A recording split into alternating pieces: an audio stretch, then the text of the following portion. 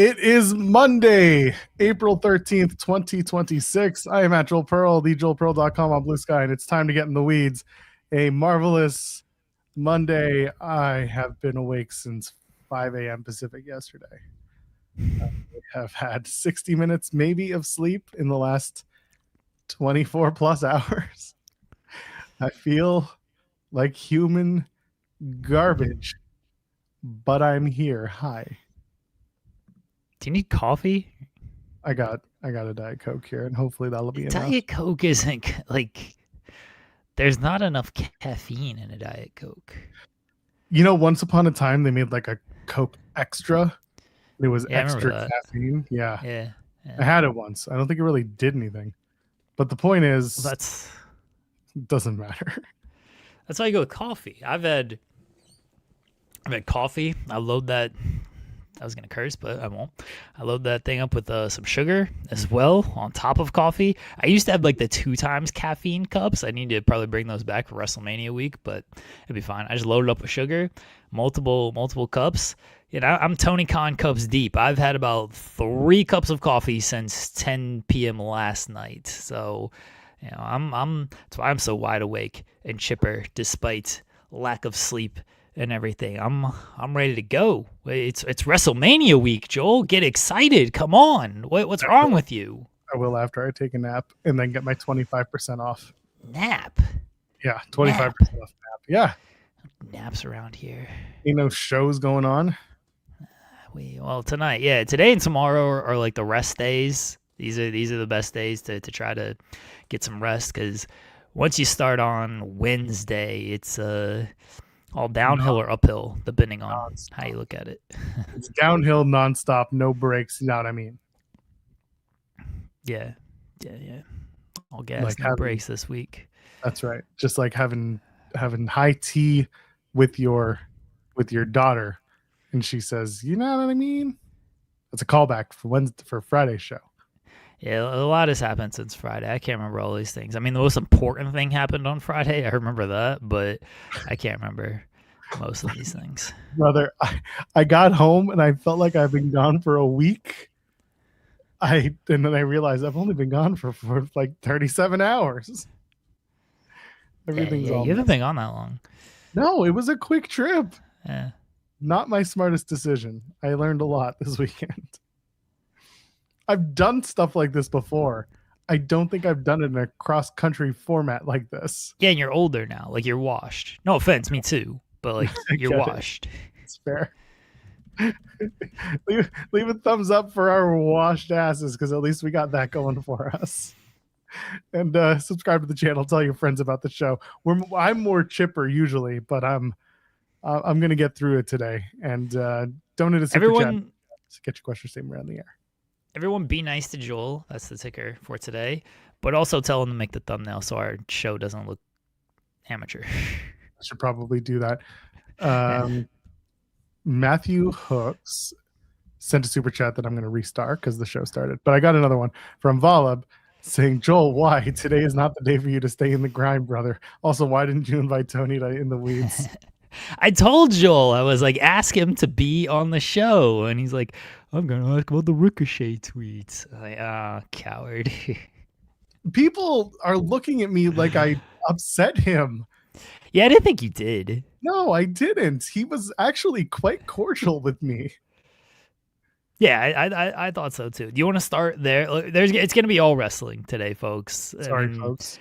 SP3 and I will talk some hoops tomorrow because it'll be playoff preview kind of time. Usually we have a much bigger playoff preview, but the playoffs decided to start WrestleMania week, so kind of tough to navigate that one, and I don't want to do a 4-hour show every single day this week. So SP3 and I will talk a little bit of hoops tomorrow. But today, yeah, there's a lot of ground. We had SmackDown on Friday. There was allegedly a TNA show on Saturday. There was Dynasty, obviously, last night. Joel was there, and with the press conference. You want to start with the press conference, work our way backwards effectively? Sure. Okay. The presser was, first of all, the whole week we were like talking to each other, you and me, throughout the week, just being like, who the hell's going to be at this thing? Yeah. And the answer was not many people. Oh, you're talking media. You're talking media. I'm talking media. I mean, Okay. in terms of like wrestlers, they had to bring in some extras just because of the situations with Kyle Fletcher and doing the TNT gauntlet and all that stuff. Uh, well, the presser with the wrestlers, they've done. I'll give them credit on this. The press conference was actually like relatively short. It just takes too long for these damn things to start. That's my biggest complaint. Now, start these things quicker. Obviously, every venue is different. When we're in Toronto, it's a lot faster to get to the press room. In Vancouver, the experience was you're going to meet at the concessions at your section where we put you, and we're going to wait for everyone to figure out where this meeting point is because we didn't, find a proper muster point. And then we're going to take everyone all the way over to basically where you came in and then up the stairs to where the press room is. Beautiful room, by the way. But it was just one of those, like we had to get all the way over. And then we had to wait another 10, 15 minutes for, I guess, Tony to figure out, his situations, how everyone was, Okay. Well, it still takes too long. I don't care. I agree. What it is. It takes way too long. So you're not going to hear me complain about that fact. It's true. But they've done a much better job with like how quickly these pressers go. The wrestlers come in, they get like 3 questions. No one gives a long answer, which is good. Get the hell out of there. No offense. And they don't bring in, they haven't really been bringing in like the main event people lately. It's been, and last night it was fine. You got Conglomeration, Thekla, and Kevin Knight. Cool. Like that's basically what they've been doing. It's the women's champion, a mid-card champion, and the Conglomeration. I feel like they're at all these things at this point. Like that's who you get. It's not the people in the main event, which again, no problem with that. Get them in, answer a couple questions, move on. And then Tony's gotten a lot better about answering these questions until last night. He wanted to name every moment in Canadian AEW history, which caused the press conference to go 2 minutes past when I asked it to go past. So I'm docking 2 points from my review. But the press conference was good. They got in, they got out. I had no problem with it. Just start it quicker. That's my only thing. Yeah, I agree. And the fact that I was joking with one of the PR guys about, I was like, hey, when do you think you're going to wrap? And he gave me the look. I'm like, I know it's up to Tony. I get it. But also like you guys usually will do, the let's go. He's like, yeah, we'll see how it wraps. And I said, all right. So I just warned him. I'm like, listen, if we go past 11 o'clock, like I'm going to get up and leave the room because I got to catch a plane. He's like, oh yeah, we'll be fine. And so we were finished by 11:15 Pacific, which was fantastic. So I made it to my flight with like tons of time to spare. And Vancouver airport was totally empty. So that helped. But the presser itself was just pretty nuts and bolts. I mean, there were some friends there that I knew and some people there that I didn't know, some local media that got to meet and talk to, and otherwise like a pretty sparse crowd for media. A lot of people though at the show. A lot of people at the Dynasty show. They should have done 25% off tickets and they would have had more.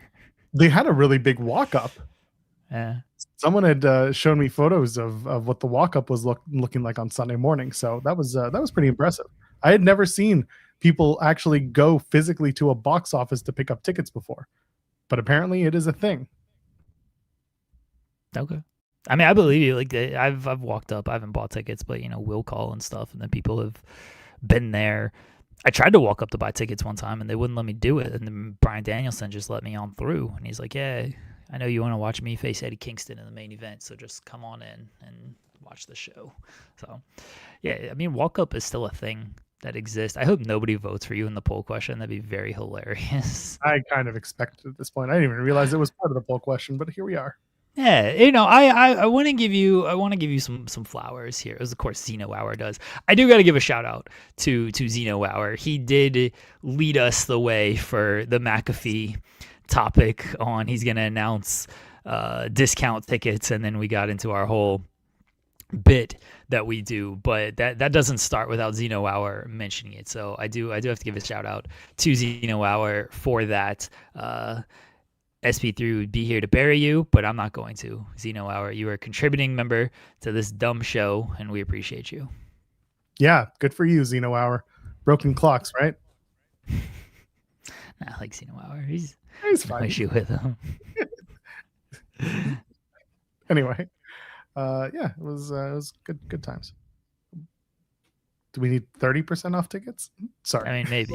Very. So the press conference. I was gonna give you flowers because U.S. good questions, all fed by me. So it was mainly me giving me. It was a conglomeration, I would say. No, it was. However, But you were. Ours is better than yours. I will always say it. You called who was gonna be at the press conference. You're like, I think it's gonna be Kevin Knight. I don't know, where you told, or you just like assumed that's what it was gonna be? No, I assumed. Okay. So what happened was, so at one point I actually texted you. I was like, I think I see Okada, and you know what it was? I saw a title with I knew it wasn't gonna be Okada. Because he never does it, but I saw a title with the 4 circular inlays, and then I forgot that the women's world title looks a lot like the international title. And so when Tekla came in, I'm like, oh, I saw Tekla. I know it's really easy to confuse Tekla and Okada. They look almost exactly the same, but that's what happened there. But yeah, I kind of called it because it wasn't hard to call. I mean, like you said, women's champion, a new TNT title holder, and the conglomeration. Kyle coming back, and it's Vancouver, so you allowed people to ask Kyle about being back in Vancouver and all that stuff. And then Tony. Yeah. I think it was pretty straight. Like maybe you could have put the Bucks there, but the Bucks don't really do these things at this point, so I understand that they weren't going to do it. Who else? Like Darby, and Darby probably wasn't going to do it. There just wasn't off Renee on the show, so he wasn't going to do it. Yeah, I don't think MJF cares to do those press conferences anymore, which is fair.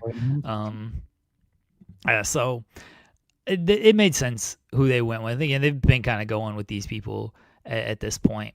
So you were like, I think it's going to be these people. What do you have? And I was like, I really didn't have anything, but then it kind of hit me on the stuff. Like, asked Thekla about re-signing. I didn't really have anything for conglomeration. You had a couple things, but they were kind of already asked at that point. Wrestling Brain had asked about their entrances and things like that. And once they got into their bag on it, I was like, well, I'm not going to ask a follow-up about the thing that they just answered.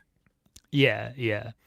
And with Kevin Knight, I was like, I don't have like anything AEW centric. I think the only thing I have is when he found out about like WrestleCon, and then with Tony, we agreed on Friday, like you gotta ask about the Ricochet tweet, and so that's exactly what went down, and I thought you did a really good job. Like everyone else who was there, no offense to them, but people want to talk about, oh, the media doesn't ask real questions and all of this stuff. Everybody who got on our case about why didn't Fightful cover this tweet? Why didn't Fightful cover this tweet?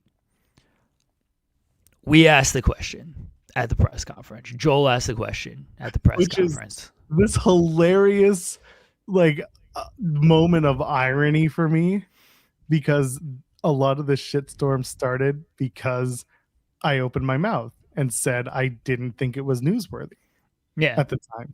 And you know what? I'm going to be honest. I still don't think that it was newsworthy until the apology, and then just, until more information was gathered. I didn't enjoy the conversations around it, but I also wanted to make sure that if it was going to be discussed, or if it was going to be a news item, then it needed to be more. There needed to be more than just a tweet. Anyway, I stand by that. But yes, the absolute hilarious irony of me being the one who has to go full circle and make something newsworthy. And I don't pay attention to a lot of this online stuff, and unless I get tagged in it or just I'm paying attention. Online stuff meaning like the discourse surrounding stuff, because there's stupid discourse every single day on these on various topics and stuff. So I have no idea what people are saying about stuff, but I will say, like, if you were one of the people who were yelling at us for not covering the initial tweets, I would like you to be one of the people who are like, hey, good job on Fightful for asking that question, when Tony has done multiple interviews, including with Russo and Coach, who are only going to ask Tony the tough questions and ask about the things that no one else has asked. and they didn't ask about this. So I would like people to, gotta apologize. I don't give a fuck about your apology, but please recognize when you're being hypocritical and yelling at us for not doing something, and then we are the only people to do something. I mean, they're not going to, because I know they're not. Immediately it was like, oh, so what did he do? He gave him a slap on the wrist and gave him a push. And it's like, all right, we are absolved of our sins at this point. You go be weird about Tony Khan and Ricochet on your own time. We asked, we got our answer. Yeah, and I'm glad you asked. It was a question that needed to be asked to me. Yeah, you want to talk about, oh, you guys nobody asked real questions there. I mean, that was once again, I thought you asked the best questions at the press conference. Everything else was like, there were some fine questions there. I'm glad somebody asked about Gabe Kidd's injury, and I know you talked to somebody who was gonna make sure it was brought up because it needed to be brought up. But I'm glad that was asked about. Everything else was, whoever asked the Tokyo Joshi Pro question was good. That got a good answer. Everything else was just kind of like, when you come back to Vancouver, we're gonna hold a pay-per-view here and all this stuff, and it's like, okay. No offense to anybody there, just everybody asks that stuff, and who cares? Sorry. And the stuff about sorry, my brain is on low battery today, so you're gonna have to forgive me. Before Tokyo Joshi Pro, remove it and plug it in. I'm gonna have to plug it out, plug it back in. The Gabe Kidd stuff. That came from the boys at Post Wrestling and Poison Rana boys. So I just want to put them over because they were there. And I seen them. It was funny because I left the venue and we ran into each other, the three of us. And they're like, you're at all the shows. And like, we've never formally introduced each other, like ourselves. And I'm like, it's amazing. We have to come all the way across the country to actually say hello to each other because we're all in Toronto. So anyway, shout out to the boys, the Post Wrestling boys from Poison Rana, because they're great. And they're one of those outlets that really gives a shit, similar to how we treat wrestling, which I always appreciate from Post. So it's good to run into some pals and see some familiar faces. Got to see your favorite Shaquille Majuri, not Shaquille O'Neal. Shaq was there. He didn't ask a question, I don't think. There's a funny reason for that. I can tell you off the air, but he was there. Okay. I think he had just gotten back from UFC coverage. So he was like, that makes sense. Like, UFC's in Miami though. Yeah, he was as burnt as I was like 12 hours before I was as burnt as I am right now. So Jesus, okay. Yeah, he was absolutely he was out of it like I was. Okay. Yeah. All right, please tell me why Shaq didn't ask a question. I want to know. It's very funny. Make a note for yourself to ask me because it's very funny. All right, fine. Yeah. So anyway, we got in, we got out. The show itself was a lot of fun. There was the crowd was really into the Dynasty show. They really enjoyed themselves, and you can tell that they were excited to be. It was the first pay-per-view that AEW had in Vancouver, and people came out to go watch it, and the amazing cucking of Canadians on the card was very funny to me, but it was still like a really exciting show. I don't think any match really lost the crowd. I mean, the beginning of the Tekla and Jamie Hayter match, kind of the crowd was a little down for that. I think it was just a time monthly event now with those matches. It's a placement thing, and it's kind of frustrating because the women on those cards are really, really damn good. But I think it was just placement is key, and also I don't think there was anyone. No one was in doubt of who was going to win that match. So it was up to those two to really get the crowd behind it, which they did by the middle end. So that was great. And what else? The rest of the show was hot, red hot. They loved Jericho in Vancouver. Sorry, folks. That match was too long. I like Jericho. I went to the bathroom, came back, match was still going, and I was very surprised. I like Jericho. I think this bit he's doing is very fun. I'm gonna appreciate the goofiness that he does and kind of what he brings to the table, because a lot of people don't like it. That match is too long. I'm sorry. We could have we could have shaved 5 minutes off of that thing.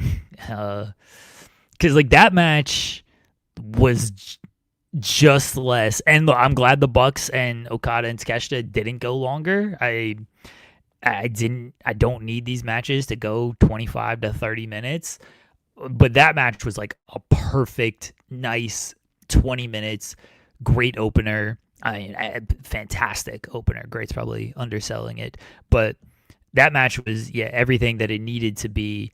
And then Jericho and Ricochet, after following that, which was like all action for 20 minutes and felt like a 10-minute match, Jericho and Ricochet was about 20 minutes and felt like a 30-minute match. And we could have balanced that out a little bit better. Yeah, I'm kind of behind you on that one. Matthew Hook saying Dynasty was great. I like the women's stories from the pre-show. I also think there's nice momentum and things being built. Not a fan of Darby stuff. Yes, the return of Camille. God bless. Our group chat with Kimmy was lit. Oh, the best part about this, by the way, was I text our group chat. And there was simple, Camille returned before Britt Baker. And Kimmy's reply was, no, she didn't. American Gladiators doesn't count.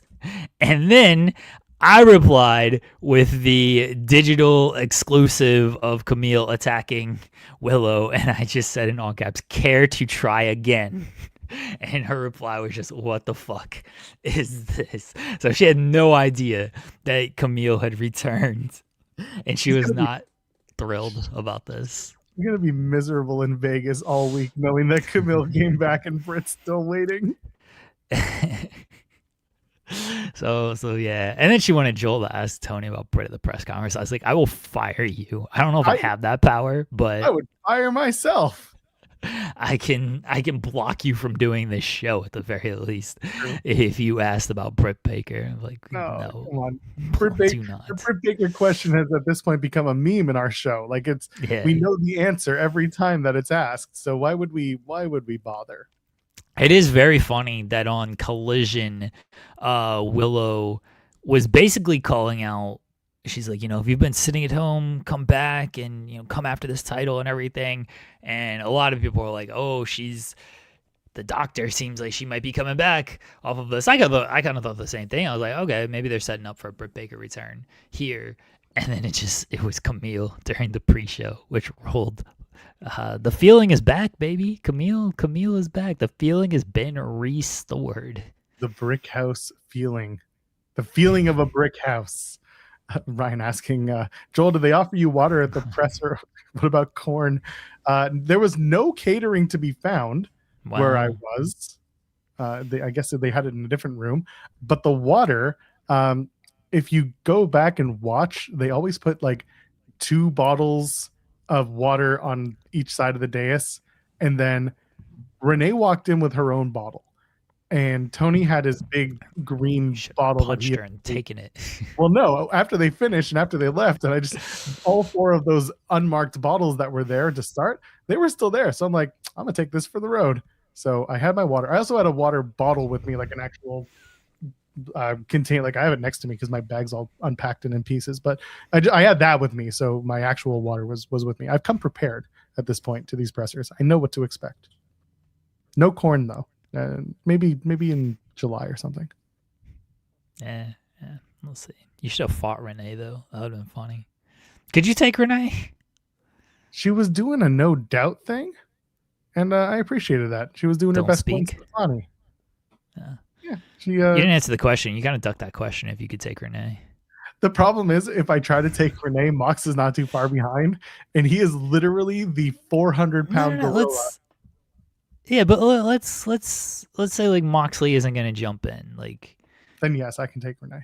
I don't think so. I feel like Renee could beat some ass. I think she beat me up. So this isn't like a knock on you. Like Renee's got to deal with Moxley. Like she's learned a thing or 5 in her time. I bet Renee is I bet Renee could scrap a little bit. Death Jitsu, motherfucker. I'm saying bringing your own water bottle means you can't take her. What are you talking about? I am an environmentally conscious individual. That doesn't make me weak. That just makes me longing for the future for my children. You people are monsters. At least my water is drinkable wherever I go. Cowards. We do partner promo punch in the face with Renee. We do Moxley, Eddie Kingston, and Marina Shafir. Could you imagine that one? That's a good one, right?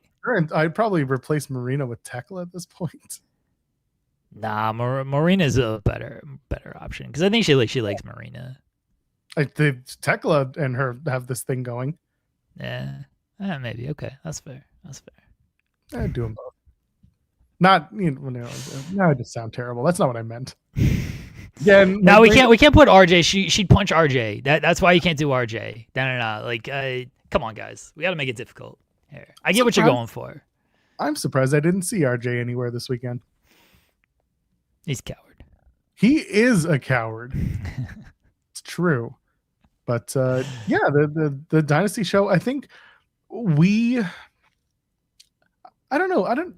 I don't know what the expectations were. You're a hater. But a lot of no. I'm not. Believe me, not at all in this case.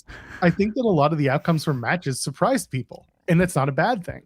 The world title, you and I were pretty good about it being MJF. The tag titles, everyone and their mothers figured it was Cope and Christian, and that didn't happen. Will Ospreay losing to Moxley was kind of unexpected, especially with that one. And that one became a little bit more obvious on Wednesday, though. SP3 and I talked about it on Thursday when Ospreay kind of got the better of Moxley and beat him in the when he beat him in the United Empire Death Riders match. SP3 and I were both like, "Why are you beating Moxley in this match? You got 3 other people you could have pinned here, and you pinned the guy you're facing on Sunday. That's probably not good sign for Will's chances on Sunday." So we'd kind of come around on Moxley winning that. Yeah, I went kind of back and forth on the MJF and Kenny stuff. I think mainly because I was trying to talk myself into Kenny. But by the end of Thursday's show, I was like, yeah, Darby's got to kind of beat MJF because I think Darby's getting it next, and now it looks like he's going to get it in a couple of days. And it doesn't make much sense for him to beat Kenny to get it. So I settled on MJF winning that. The tag title match was definitely, I thought Cope and Christian we're going to take that and then hold it, go into All In to do the ladder match. But maybe they get their moment in the ladder match at All In. So we'll see. They'll do it on top of the table just like it's WrestleMania 2000. The table laid across. Maybe. I don't know. Like, I wouldn't do that. This is why I thought they should have just won here and lost them at All In. But I could see them, doing it at All In and do something similar to that. I guess we'll see. Yeah, that's fine. But the match itself was fantastic. It was a lot of fun. I mean, Mox and Ospreay going ham on each other was a highlight of the night for me. It was from the opening bell, watching Ospreay just like clock Moxley. And Moxley's really, I think one of the things that maybe I don't see people talking about him enough is his facials when he gets beat up in a way like that. The shock on his face, it makes you believe it. And I thought that was just really good stuff. And I wasn't far from the ring, but like I feel like you could see him emote from just about anywhere in that arena, which was pretty cool. But I really, really enjoyed that match. And the surprise of Mox winning, at least for the big match, it didn't take the wind out of the sails. It just kind of, people just reacted like, oh, it was more of a shock than it was. No match ended with the wind coming out of people's sails. I'll put it like that. Even when Cope and Christian didn't win, people were still up. They were still big fans because at that point it was like, well, if they didn't win and every other Canadian minus Kyle O'Reilly later on don't win, well, we still have Kenny. And then Kenny lost, and well, it didn't matter at that point because the show was over. Yeah, I didn't even connect that all the Canadians had lost until the press conference when Kyle was like asked like, "Hey, you're the only Canadian to win." I was like, "Oh yeah, I guess that is true here." I didn't even think about that, but yeah, the crowd wasn't dead for anything. I think they were down during Thekla and Hayter because just a positioning thing, and they continue to put these.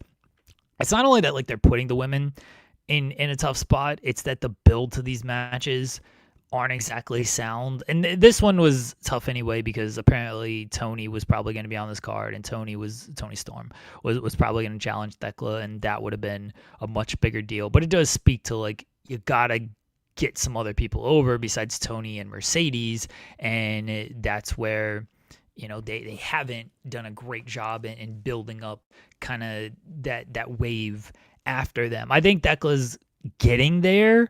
I also think that her style, promo wise, and maybe even in ring to a lesser extent, isn't necessarily like off putting, but can be a little confusing to some of the audience. Like it's very, I mean, it's toxic and it's enigmatic in some ways, but I don't think like that like fully connects with everybody, especially as a heel. It's not like Tony does a very awkward kind of style as well, but she's a baby face and it works a little better, and people like kind of the off the wall brand of Tony, and I don't think Thekla's hit that point just yet. And it's not necessarily a knock on her. I think she's doing great work. It's just when you are sort of getting all over the place in a good way, I think it doesn't always connect immediately. And then the people she's facing, it's no full knock on them, but Hayter's doing tag team stuff. There's not a ton behind Hayter outside of I Hit Hard. Chris was hit and miss with promos, unfortunately more miss than hit.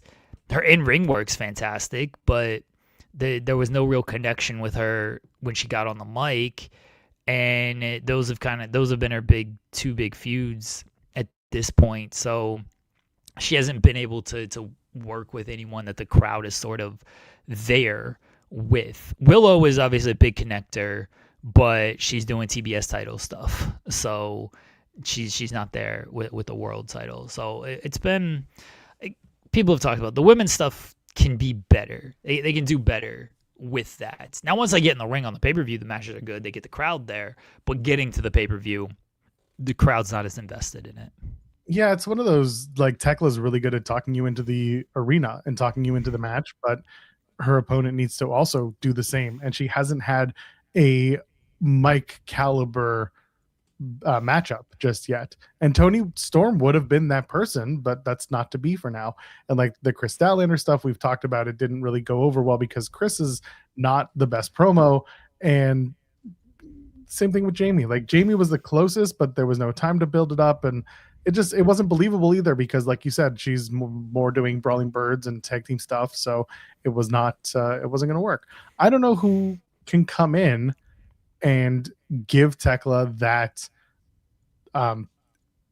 build using the microphone, like promo wise. See, I think Willow makes sense as that person because Willow is so over as a baby face, but it's not going to be Willow, at least for now, not with the TBS title. At least it shouldn't be. I don't need them mixing the titles again. They go to that, it feels like, too often. So I don't know who it kind of can be at this point. Like, I think Windsor can maybe get something there. At least they've given, they give Windsor a win over Marina, so that's a big deal. People are saying Mercedes, but Mercedes is a heel, so I don't know how that works.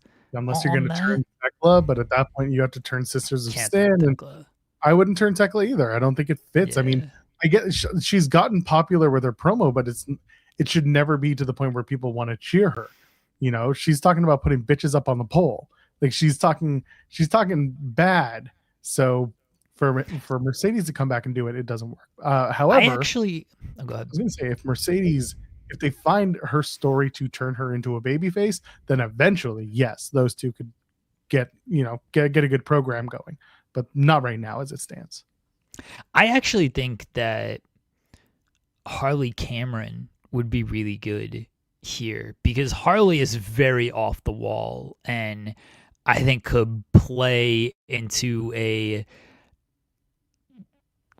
goofy, serious kind of feud with Thekla. The problem with Harley is obviously she doesn't have like a ton of momentum right now. You know, Willow is the babe of wrath that they are getting behind for a reason. And Harley, you know, she did the backstage thing with Mina on Collision, and you know we'll see kind of where that goes. I guess she's gonna be drunk, just taking. She's gonna be like, all right, I'm drinking all the time now, which fairs. I mean, I did that on Friday too. So, What is it with AEW stars getting drunk and depressed?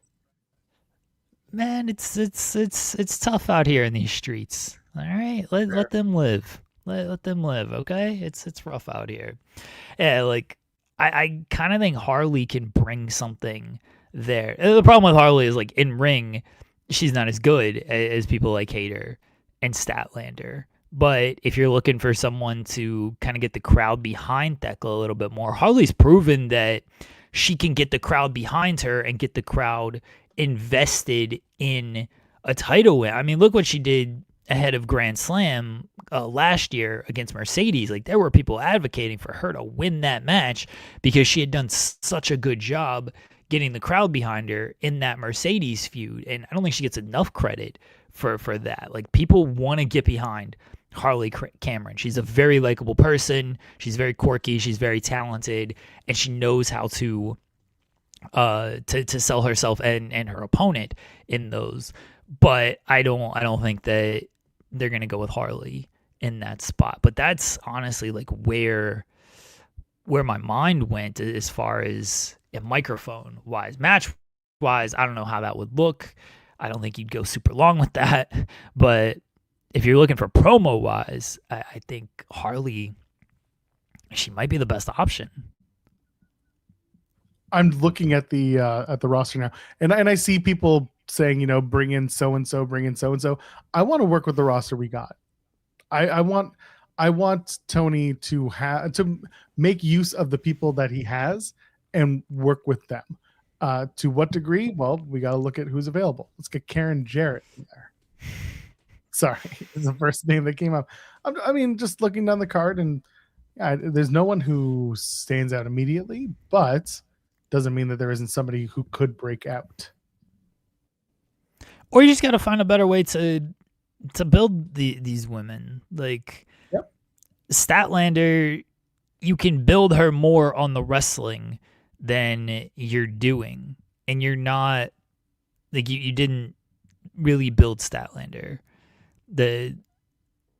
When it comes to like in-ring stuff, you tried to kind of make her too much of a promo, and it didn't work. People saying Queen Aminata, yeah, Queen Aminata's not a bad shout. I mean, they just had her lose to Willow, and that's kind of a little rough, and trying to like build her back up. But I'd be interested to see what they could possibly do with Queen Aminata. I think that, you know, their feud was good, Queen and Thekla, when they ran that. You know, how would it look with kind of more at stake and everything? I don't know. We'll see. But Nyla Rose is legitimately a good idea. They just she would be funny. Like, it would be. You want to talk about, you know, Harley Cameron being a little comedic? I mean, you could do the same with Nyla, and it would be quite entertaining if they give her the opportunity to shine. Athena's an easy one, but Athena's a heel, and I'm kind of moving past the Athena stuff until they actually prove they're going to commit to that. And that's not a knock on Athena, who I would build a good chunk of the division around, but we're at what, 3 years with Athena in AEW/ROH, and she's been in ROH the majority of these 3 to 4 years. And until they're going to actually commit to her being in AEW, I have no reason to commit to her being in AEW. What a wild statistic to think about. Someone in the chat saying Nyla Rose is a heel. Shouldn't have to be. You could bring her back, and people would cheer if you give her the right lines and the right positioning. Then she'll get over, no problem. She's been a babyface before, but she's been away from AEW long enough that you can easily just make her into a babyface. Yeah, I don't think they're going anything with Nyla. That's the same thing with with Athena. It's like you have these people, sure, but until you're gonna prove like you're gonna use them, I'm not gonna believe you're gonna use them. Yeah, I get that. We kind of touched on the Young Bucks and Okada and Takeshita, and it was a fantastic opener. Yeah, this I kind of like this more than the Bucks and FTR from last month. I That's don't fair. know if that's a hot take or not, but the Bucks are so good as baby faces, like the fiery baby face, like when they just go out there and do their comeback spots and do their, whether it's a double team sequence or a spot where Nick was going crazy with both Okada and Takeshita just running, kind of taking them both out at once. Like they're so good at that stuff. And yeah, Okada putting on the Bucks gear and being in the corner and then flipping them off, like that was it. And it told a great story with Okada and Takeshita and how things broke down at the end. And then Okada or Takeshita finally like, yeah, you know what? Actually, just beat this dude. That's cool. Like I thought this was a match of the night. I don't want to say like nothing else was close, but by the end of it, I didn't have reservations of like, this one was debatable to me. I was like, yeah, no, this one was pretty comfortably my match of the night. I liked Andrade and Darby probably second on this. Like I really loved Andrade and Darby, and that was in my 12 to 18 minute wheelhouse, which I'm always appreciative of. And they worked together just so well because I tweeted this of like Andrade in a weird way like matches Darby's freak because he's a bigger dude, so he can throw Darby around, which is always appreciative. But he's also not afraid to just like get hit with shit and do stuff to himself. I think he's kind of underrated in like how much he's willing to do. Certainly for this AEW run, like maybe it didn't stand out as much. It did in the NXT run, but main roster in his first AEW run, which kind of became underrated. But like, I think he is underrated in how giving he is and what he's willing to do. But it really was shined through in this match against Darby. So I really enjoyed that match. But yeah, the tag team match, Bucks against Okada and Takeshita, kind of easily my match of the night. It's four guys who know how to not just wrestle, but also do comedy wrestling. And they knew what spots were tasteful. And they also knew when to make spots, effective and meaty, and when to beat each other up. But when they had the chance to do something comedic, they did it. The slapping each other in the face, Okada and Takeshita, when they're both in the submissions by the Young Bucks, like little things like that are just so funny. And then of course it builds into the eventual, two of them fighting, and then Takeshita walking off and each of them hit each other's finisher on each other. It was just really well thought out, which I appreciated, and it was just a really great match. I really enjoyed it as an opener. It was in the right spot too, so it was good. It was a really, really, really, really good match. You talked about Darby and Andrade. I agree with you. Again, this was while it was in your wheelhouse, I don't think it overstayed its welcome. I think it did. It was Darby doing what Darby does, and Andrade just being like, let's keep doing that. And for those two to work together so well, I don't think it was a shock as much as it was like they fit, and you shouldn't be surprised that they fit. They beat the shit out of each other. The stair spot was funny because you saw the stairs get lit up randomly. Excuse me. The stairs randomly got lit up after the selfie spot, and I was like, oh, they're gonna go do a spot on the stairs. And then they did it, and it was pretty tame, but it was still being pushed down the stairs, but which would hurt.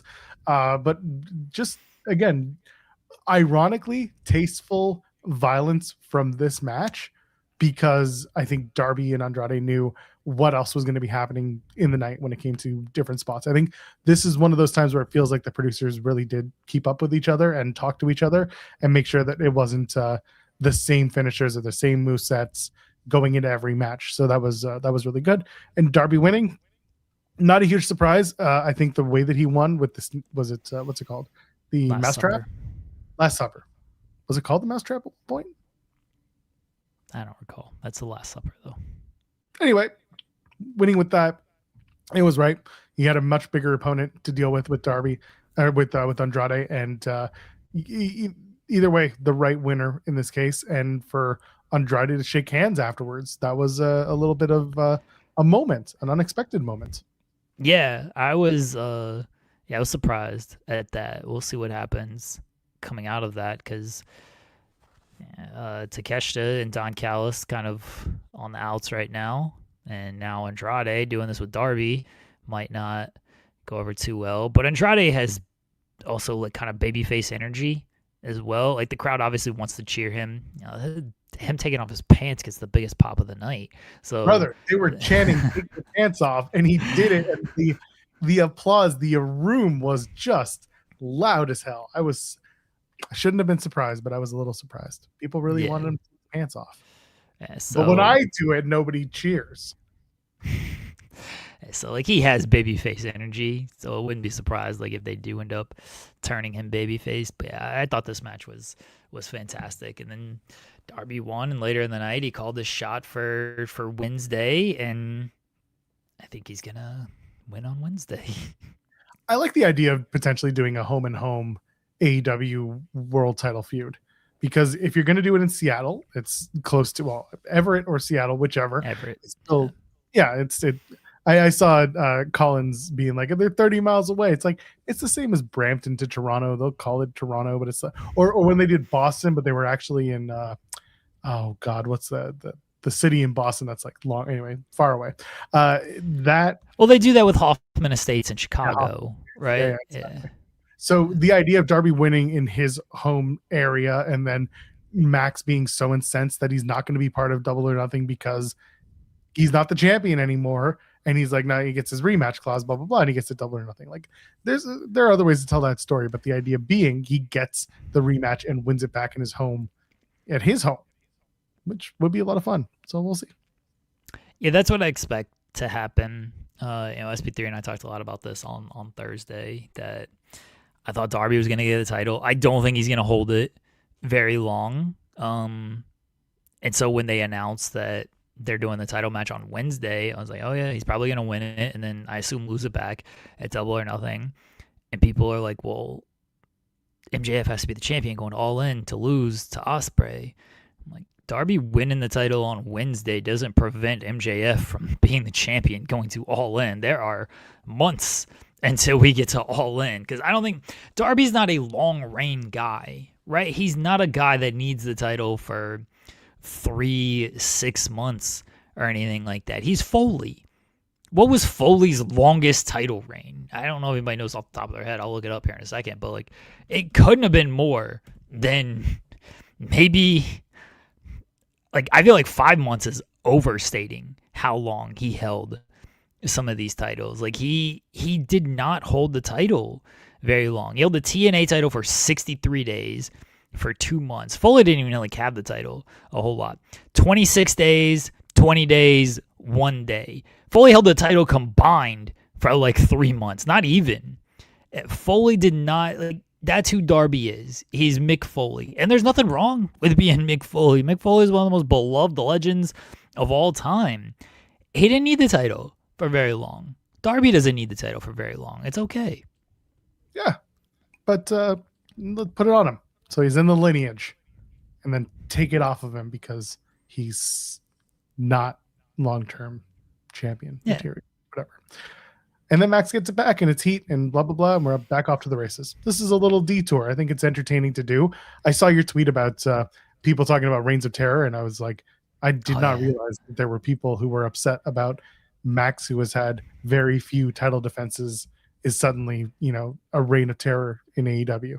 It's not even so much very few title defenses, because he's defended it on the independent scene, and he's held the title since World's End, which is December. So it has been nearly 4 months. It's just only been 2 pay-per-views because they don't run pay-per-views in January and February. So that's why it maybe doesn't feel as long, or does feel longer, I guess, in some cases. But come on now, we ain't compared. His first reign was more Reign of Terror than this reign, because that first reign got super long in the tooth, and people are like, oh, okay, what do we, and then they did the whole babyface stuff, and then the devil stuff, like that one got way too long, and I understand being upset about that, but we are not going to complain about a 4.5 or 3.5 months title reign out here. Now, look, would I take the title off of MJF at this point? Not really, because I do think like he's done great things for the business, but the fact that Darby's reign is only going to be a month long, I don't think it hurts too much. I do think MJF as a chaser for a month is, and him kind of weaseling his way back into the reign or back into the title shot and everything, I think it can be good heat. I got no complaints about what MJF has been doing since some of the promo work, but otherwise, as far as like story and everything, I had no complaints with what MJF is doing. And MJF is having good matches. Again, if you think it's Reign of Terror, you weren't actually watching that shit. You see it, and you saw the complaints about it, and you saw like, oh, he always won, and he always won through nefarious means, and that's what you think the Reign of Terror was. You weren't there. Please do not act like you were there if you think this reign is anything close to it. Again, first reign way closer to Reign of Terror than this reign. Way closer. Wow, Jeremy Lambert gatekeeping Reigns of Terror. I just don't think they were actually there. Like, if you were comparing this to Reign of Terror, you gotta tell me your age, okay? Like, you gotta let me know how old you are, because I don't think you were there. I just don't. Yeah. These are these idiots who I see on basketball Twitter and complaining about his style is so much different or so similar to this. Like, I don't think you were actually there watching this stuff. Like, you weren't actually watching when James Harden was the talk of the league with how he was drawing fouls. If you're comparing it to what some of the players are doing, like what Shea is doing nowadays, I don't think you were actually. And James Harden was way closer into in timeline wise, because that was only like a decade ago, while the Reign of Terror was like 2 decades ago.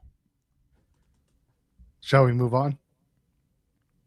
Sure. To what? We can do tag titles. Yeah, Cope lost. That ruled. That's all I got. All right. I mean, the match was fine. The match was good. It was FTR. That was a really good match. Doing they did the callbacks as per usual, and Stokely getting involved was a nice little extra wrinkle. Doing the referee spot was funny. It was not a bad match. The belt shot. Oh, I hadn't realized that busted open Cope as bad as it did. Yeah, but pretty wild. Yeah. But an enjoyable match. It was a shocking finish for those who were expecting it to be. Yeah. Cope and Christian's time, but there will be another time. Yeah. I was surprised that Cope and Christian lost. But they did, and I'm not mad that they lost, especially that Cope lost. I'm always for Cope losing. But yeah, it was a really good match. It was a really good match, and we'll see kind of where it goes now, because they lost here, so it was relatively clean. I guess it was the belt shot and everything, but like it's gonna most likely lead to the ladder match. But we got a little bit of time before then, so like where do you stretch it from here? Do they get the titles at Double or Nothing in some type of street fight or some type of gimmick match? I want FTR to say, you had your shot, back of the line, prove yourselves, and then the Young Bucks are going to step up to FTR in the meantime because they won the match against Takeshi and Okada. So Double or Nothing, I could see FTR and Young Bucks, which I know is like chapter 75, but I can see those two teams going at it. And with Cope and Cage, I don't know who they go up against, but they should beat a bunch of tag teams to get a title shot again, because at this point they got this one out of revenge now, and they lost allegedly clean. I mean, again, we talked about belt shot, but you can at least make the claim that if they want another one, they got to do it by winning the old-fashioned way. And, they have to stake their claim. Nah, I wouldn't go back to Bucks at Double or Nothing. Give FTR something else to do in the meantime. I mean, run Cope and Christian. What? Cope and Christian versus the Bucks. Yeah. That's not bad. Have them go to a 30-minute time limit draw. Yeah, run that is something to set them up for All In. Let FTR do something else. I just don't need to. I don't need this. Like, if we're going to the triple threat match at All In, do something else in the meantime so you're not getting long in the tooth in these matches. Yeah, they should fight the Hex. I mean, yes. I think every tag team should fight the Hex. That's kind of what we're here for. Kevin Knight wins the Casino Gauntlet Battle Royal or Casino Gauntlet match for the TNT title. Gauntlet. Yeah. It was not a gauntlet. It was a Casino Gauntlet match. Yes. No big surprises in terms of people coming out. It just felt like honestly, I don't want people to take this the wrong way. Felt like a Collision Casino Gauntlet match with the people who were in it. I mean, and that's fair. Like, it wasn't expected to be on this show. Kyle Fletcher was gonna be teaming with Takeshita against the Bucks. Okada was gonna be, maybe Okada was gonna face Kevin Knight. I don't know, because I thought they were gonna run that back at some point. But yeah, Okada was gonna be defending the title elsewhere. So this was a match of like, hey, who's kind of like in town and cleared, and we can put this together. It was a good match. I got no issue with Kevin Knight winning. I really like the finish. And Kevin Knight getting that moment is really cool. And now he's already gonna face Claudio and stuff. I think Kevin Knight would be a good champion. I don't know how long he's gonna hold the title for. I just think Kevin Knight's probably just gonna have like banger matches and everything. But yeah, it was good. I didn't have any complaints about it. There wasn't a lot to it because it was just TNT title vacated under unfortunate circumstances. Let's get guys in there who are going to put on a good match, and let's give them a good finish. So that's what happened here. I like Kevin Knight. I know a lot of people do, and we've had him on our show before, and he's not just a really entertaining guy, but a very nice, driven guy. So it was a good opportunity for him. And the matches that, like you said, he can have banger matches moving forward. And he said as much in the post-show presser. He was ready and raring and gonna, get at it. So good for him, man. He's well-deserved. And I did not, it was one of those things where it's like, I can see him winning. I didn't expect him to win. And then when it happened, I was like, yeah, no, this is absolutely the right call. Anyone in that ring, just about anyone would have been the right call, but this was I wanted them to put the title on Yuta just to see what kind of fuckery could come out of that, but didn't happen. People would be so angry. Yeah, that's fine. Yuta kind of rules is a chicken shit heel. Like, I don't think he's ever gonna win like any title or anything. Like, they sort of, I don't know if he's even missed the boat, but they kind of missed where maybe he would have been useful as that type of champion. I was like, what if you just have Yuta win here? But didn't happen. Conglomerate Dude win the trios titles. Gabe Kidd goes down with injury. That was very unfortunate. Gabe is such a funny performer because he's so frenetic. When he hurt himself, Medical was trying to chase him down, but he was going everywhere but where Medical was trying to get him. So eventually they caught up to him, and they were like, they got him out of the match eventually and all that. But I felt bad for him. And at that point, I was of two minds. I was like, either the dogs retain and then they have to add a member, or conglomeration win. But the reason why I was like, either dogs retain and add a member is because you can't have the babyface team winning 3-2. Like it looks a certain way, but like it just, again, that's just in the moment. You can explain it away with whatever. Tony making the power play comment in the presser kind of made everyone laugh, especially when Orange Cassidy was like, how long were you sitting on that one? I thought it was funny. It was a cute little moment. But I felt bad for Gabe. I felt bad for the dogs because they were just, the amount of excitement people had for them winning the trios titles, just to have that happen, that sucks. By all accounts, like, they were going to lose anyway, and there was no audible called, which makes sense. Kyle coming back, like, you don't want to beat him his first match back. I kind of thought there was a world where Roderick Strong turns and joined the Dogs. This is obviously before the Gabe Kidd injury, just because like how often are we gonna do Orange Cassidy, Roderick Strong, Kyle O'Reilly? Like I just wanted to see them sort of mix it up, do something different, and Roderick Strong in that spot would be kind of fun, something different there. Then Gabe Kidd got hurt, and I was like, yeah, you probably like even if the plan was for the Dogs to win, I get that you kind of got to call an audible unless like we are 100% adding this guy. I don't know when Jay White's supposed to return. I don't even think Jay White would be great here. Jay White would be great. Don't get me wrong. It would just be like it would sort of take the focus away from David Finlay, and I don't think that's the point of all this because Jay White's kind of got to be the guy. And I think they were looking at the Dogs as David Finlay's kind of the guy, Gabe Kidd's right there, and Clark Connors is a really good piece to have to that. Jay White is way too big of a focal point to just kind of be there and kind of just be part of this like trio, at least to me. Well, so Jay I didn't think like Jay also has a Bang Bang gang. Yeah. So I just don't think that would have been the play. So like, who else are you gonna add in that spot? Like, you can't just like toss anybody there. It just doesn't make a ton of sense. Like they're together because it makes sense because of all their history and stuff. So it's tough to do that. So I thought even if they weren't gonna win the titles, they should have called an audible here. The finish was funny to me because like, it worked out, but then once you know that like Gabe Kidd's hurt. So Orange Cassidy goes for the orange punch, but Finlay like kind of moves out of the way. And then, well, my theory is that like Finlay was already supposed to have, he was already supposed to have the sleeper hold on. Gabe was going to come in. Orange Cassidy was going to hit him with the orange punch.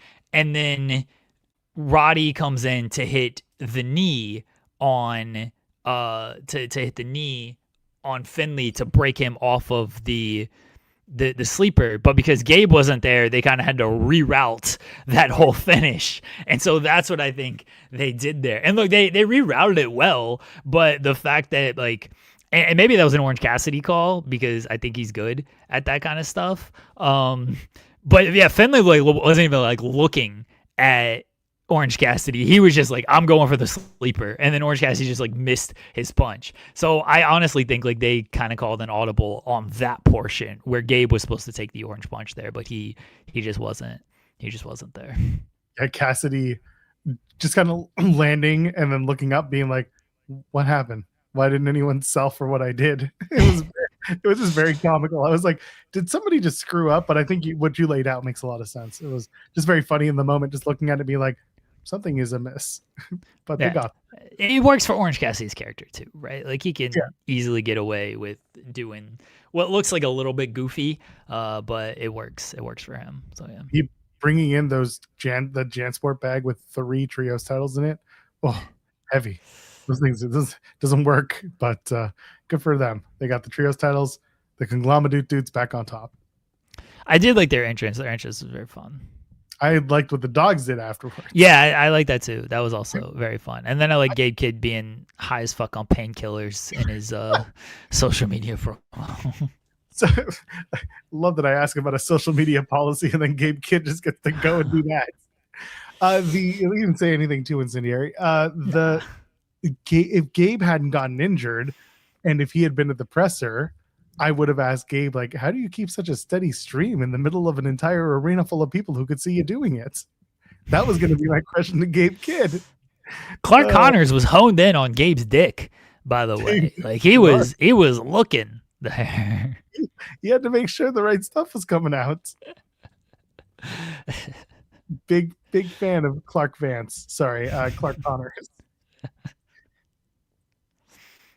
For a minute, I thought he was going to do the Chappelle Show thing, the Charlie Murphy. Yeah, I did too. Yeah, I thought he was going to be fucking up your couch, but he decided to fuck your couch.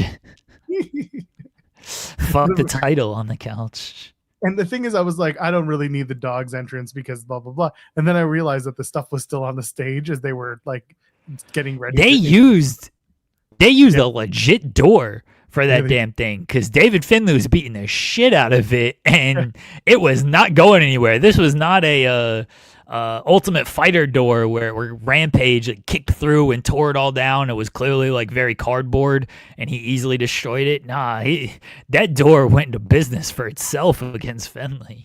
Yeah, they went and got a legit door and decided to get at it. But yeah, when I saw that the conglomeration stuff was still up there before their entrance, I'm like, oh, they're going to absolutely decimate this couch and door. And they did. As they should. Yeah, they should have. I'm glad that they should. It made perfect sense. Anyway, and the main event, world title. Oh, real quickly on Moxley and Ospreay, because I didn't get too much on it. I really like this match. I know people had complaints, as they always do with Ospreay, about like the selling and stuff. And look, sometimes it gets too much for me with Ospreay. Like, your neck is busted and you take a pile driver on the steel steps, you should probably be dead. You take like 3 Death Riders and you kick out, so you got to go to the paradigm shift. Like, okay, like sometimes it can be a little too much for me. And again, I think they should sell Will as just more of a superhero than they actually do, honestly. I know people were kind of complaining about the spot where Mox hits the Death Rider and then Will pops up and hits the Hidden Blade, and then he's like down and both guys are down and everything. I get all that stuff. Here's my argument against it. I watched a dude on Saturday tear his ACL in the middle of a title fight, and then he knocked homeboy out with a check left hook and finished him. So you know what? If Will Ospreay wants to pop up after getting dropped on his neck just to hit a Hidden Blade and then he goes down, fair play. Because I literally watched a man pop his ACL in the middle of the highest level fight you can have in UFC, still stand in there for another 2 minutes or so, get kicked, throw a high kick with he was going off of his or his all his weight was on the ACL that he just tore. Like, what the fuck are you doing? He tore his ACL and then puts all his weight on that ACL to throw a high kick. It didn't work because you have literally no leg to stand on, but then he knocked the dude out. So if Will Ospreay wants to no sell or brief sell, getting dropped on his neck after having it surgically repaired to hit one move and then he goes down, fair play. I got no issue with it. All right. Shout out to adrenaline. It also gets you there. It's in your soul. Yeah. That's right. Something. MJF beats Kenny Omega. Retains the title. So I like this match. It was a really, really good match. I mean, great match, fantastic match, whatever you want to say. It felt like either Kenny, at certain moments, that was nearly 40 minutes, but at certain moments, it felt like Kenny was either a step behind or MJF was a step early, because there was certainly when Kenny was trying to like get his footing on the ropes early in the match, and so Max just had to wait there. There was even the one spot, it was a lot of corner stuff, where Max had like the double axe handle and he like held it for just a brief tick too long, and then Kenny had to, I think he may have kicked him in the gut or whatever. There were just moments where, again, one guy was either a step behind or one guy, and it was just a half step, was a step ahead. And it didn't take me out of the match or anything, but it happened more than like once or twice to where it just became noticeable to me. It didn't, the match was still awesome. I'm not gonna, Kenny Omega is absolutely fantastic. He's Kenny Curry once again. He beat my allegations. I made him beat my allegations of Kenny Thompson. And MJF is great. MJF is, I feel like he's become in some ways a little bit underrated with things. So it was a fantastic match. I didn't I wasn't surprised at MJF winning at this point, because I had talked myself into it. And then once Darby won and issued the challenge for Wednesday, I was like, yeah, they ain't going to beat Kenny on Wednesday. Kenny ain't going to have this short of a reign. MJF has had the reign for the reign for nearly 4 months now, so it's fine. You're not going to give Kenny Omega a 3-day title reign. So yeah, it seemed pretty obvious MJF was gonna win by that point. But they did it well. They did it well. The tombstone onto the table looked like it sucked, and I don't love the heat seeker as a finish. I give MJF credit in that he sets it up well, but Kenny took it like a pro though. He took that thing. Oh yeah, yeah. It was Kenny's great at selling, bumping, eliciting that kind of emotion. He's fantastic at that stuff. I just don't like fully love it as a finish. I think the setup can sometimes be a little awkward. I think MJF does it very well to mitigate or hide how awkward it can be, but it can still sometimes be a little bit awkward. But that it typically looks good. MJF has got to stop doing the Panama Sunrise. I'm sorry. It rarely looks good when he does it. Like he doesn't get over enough on it, and so he just kind of lands on his ass and back, and so it doesn't look very good. He's clearly trying to like pay homage to Adam Cole, and that's fine because they had a story together, and Cole's not wrestling right now, and we don't know if he'll ever be back. But like, I feel like that's his little thing that he wants to give to Adam for the time that they work together, and there is a place for that. But I do agree with you. You got to find something else. Find something else that's gonna make sense. Yeah. People, King Devian said the Heat Seeker seems like a signature move. Yeah, like I don't know what it is. It doesn't feel like that's the finish. But I don't mind the fact that like a pile driver is the finish, and it's a different kind of pile driver. But at the same time, when you're doing like the Panama Sunrise, like that's also a version of a pile driver. You hit the tombstone. Now this was the tombstone through the table, and then you hit the heat seeker. Like it makes a lot of sense that goes into the finish there. But that's another reason why I'd get rid of the Panama Sunrise. Like if your finish is already kind of spiking a guy on his head, doing the Panama Sunrise doesn't make a whole lot of sense because that's spiking a guy on his head. On top of the fact that it doesn't look good. Heatseeker was Alley Catch's move. Sure. It was. Cool. Okay. It was. And Max took it. Well, Max didn't take it, but Max has popularized it over time. It's not like anyone. Anyway, what's your finish, kid? I'll move. The stuff with the diamond ring was kind of, I would say, done as expected. You didn't hear this part. Commentary sucked during this because they're like, "What's he go? Is he going after the belt? No, you dummies! Like what are we doing here? Like pull the belt out of his tights." Yeah, like I thought commentary was, I don't know what they were thinking. Like he took the diamond ring before the match. They were tired. It was 9 o'clock. I guess, but it was past Excalibur's bedtime. He goes to bed with milk and cookies at 6 o'clock. MJF should honestly use the pedigree. That would be hilarious to me and just pop me. They tease it a ton. They tease he should just straight up use it. He should just straight up use it. Fuck it. But yeah, commentary was awful during that. I try not to pay too much attention to them unless they're like really egregious or like really good because they're Bryan Danielson. But they're like, what's he going? And it took MJF forever to get that diamond ring. Like I mean, it's. Maybe the pockets were too tight on there, but I was like, what do you mean you don't like what's he doing with the ref? You saw him take the diamond ring before it. Like you know what he's going for. At least you should know. And it sucked. Ryan Lambert adding that the Bowloaders tribute from that was good. That was nice. That was nice. Going back to Max and Kenny, it was again the crowd was with it the entire match.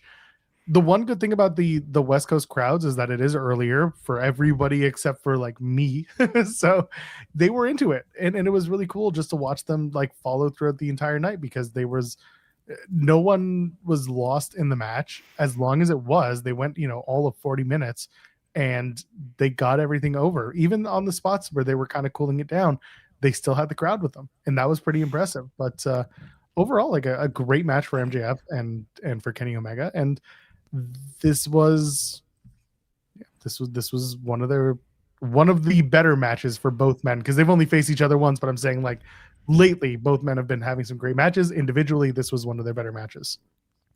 I think one thing that made this match different and why I figured it was going to go that long is, believe it or not, AEW just doesn't do like straightforward singles matches in main events anymore.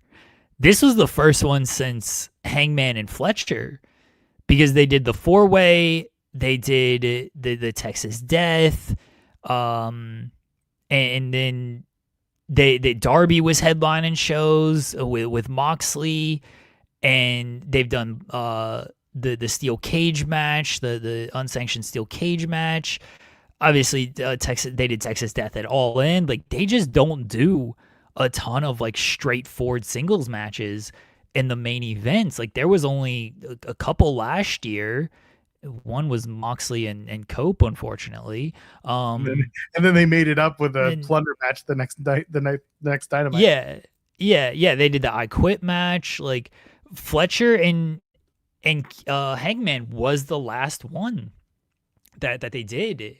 And so they did the cage match. Not only the cage match at Forbidden Door, but the cage match between Joe and Hangman as well. Like, they just don't do a ton of straightforward singles matches at this point, which I'm glad they did here. You know, we'll see if MJF and Darby at Double or Nothing is going to be a straightforward singles match, or they decide to mix it up again. I feel like there's a commission there with New York, so might be a little tough. They can get away, like, they can still do stuff. It's just like you ain't gonna be doing, skewers and too much blood there, but you can still do. If you use a stack of cash, be okay. I don't know, but yeah. But I thought that's what made this match kind of stand out a little bit, but also maybe like not in a bad way, but the expectations are different in that, hey, we've seen so many death matches for these shows. What is this straightforward singles match bullshit that we are getting here? For those who are just joining us, I have not fallen asleep since yesterday. I woke up yesterday at 5 a.m. Pacific, and I just got back from Vancouver. So I look like hell, and I feel like it too. Hey, look. Well, that's a normal day. That is a normal day. Let's not use excuses here. Well, you can go ahead and vote in this poll. Yeah, 1, 2, 3, or 4 for your moment of the weekend. So go do that right now if you got time. So do you have any? Oh, go ahead. Oh, no, I was going to say that was Dynasty. If you're going to ask me any final thoughts, I mean, again, I was feeling tired by the beginning of the Kenny match.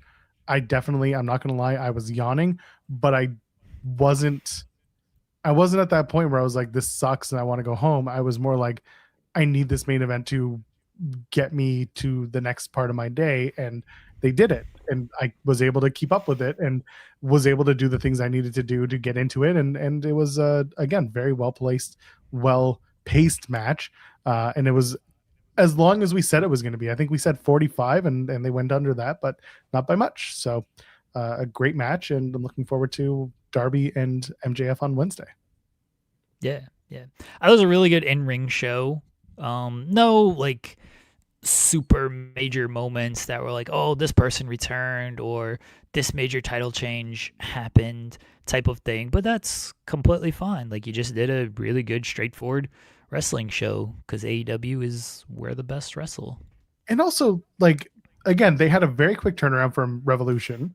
They need to keep building stories through other pay-per-views. So Dynasty became, like, someone's going to call it a B pay-per-view, but it really wasn't. I think what it was they took a bunch of their stories and they didn't end them. They found ways to continue them on by using the trope of a pay-per-view and using the largeness of a pay-per-view to get you invested in the next part of their story, which was great. So this wasn't a feel-good pay-per-view by any means, but it was just a really well executed one. And I think the wrestlers came out and wrestled really well, and that's always the least you can ask for, but they made it entertaining. So it was a good night. I had a lot of fun. Again, I thank AEW for the hospitality, and I don't think, for those who were like, oh, now Tony's never going to do In the Weeds. First of all, Tony's going to do In the Weeds. It's going to happen. Just because I asked a question about something that was public doesn't mean that he's upset at me and hates me forever. till he shows up and he says, Joel, I'm upset at you and I hate you forever. But that's a question for another time. But yeah, it was a lot of fun. Yeah, I don't think Tony is mad at you. He mentioned multiple times he appreciated you asking. So that was definitely a sincere. I appreciate you asking. It had to be asked. Earlier before the show, I went to go see WrestleBrain. They put on a live show, about 20-minute walk from the venue. I got to put them over. It was such a fun show. Josh and his crew, they had so much fun. And if you haven't checked out WrestleBrain, I know they took out an ad for on our main socials and everything about their show. And people came, man. They had a room set up for 50, and I think they just about filled it. A lot of fun. They did a late night style wrestling show. They had a segment that was the host, Josh, his best friend, who is a huge wrestling fan and has who has the SP3 brain, okay, for wrestling, can remember all the stats and everything.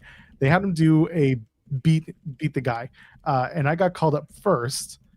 And you know what they asked me?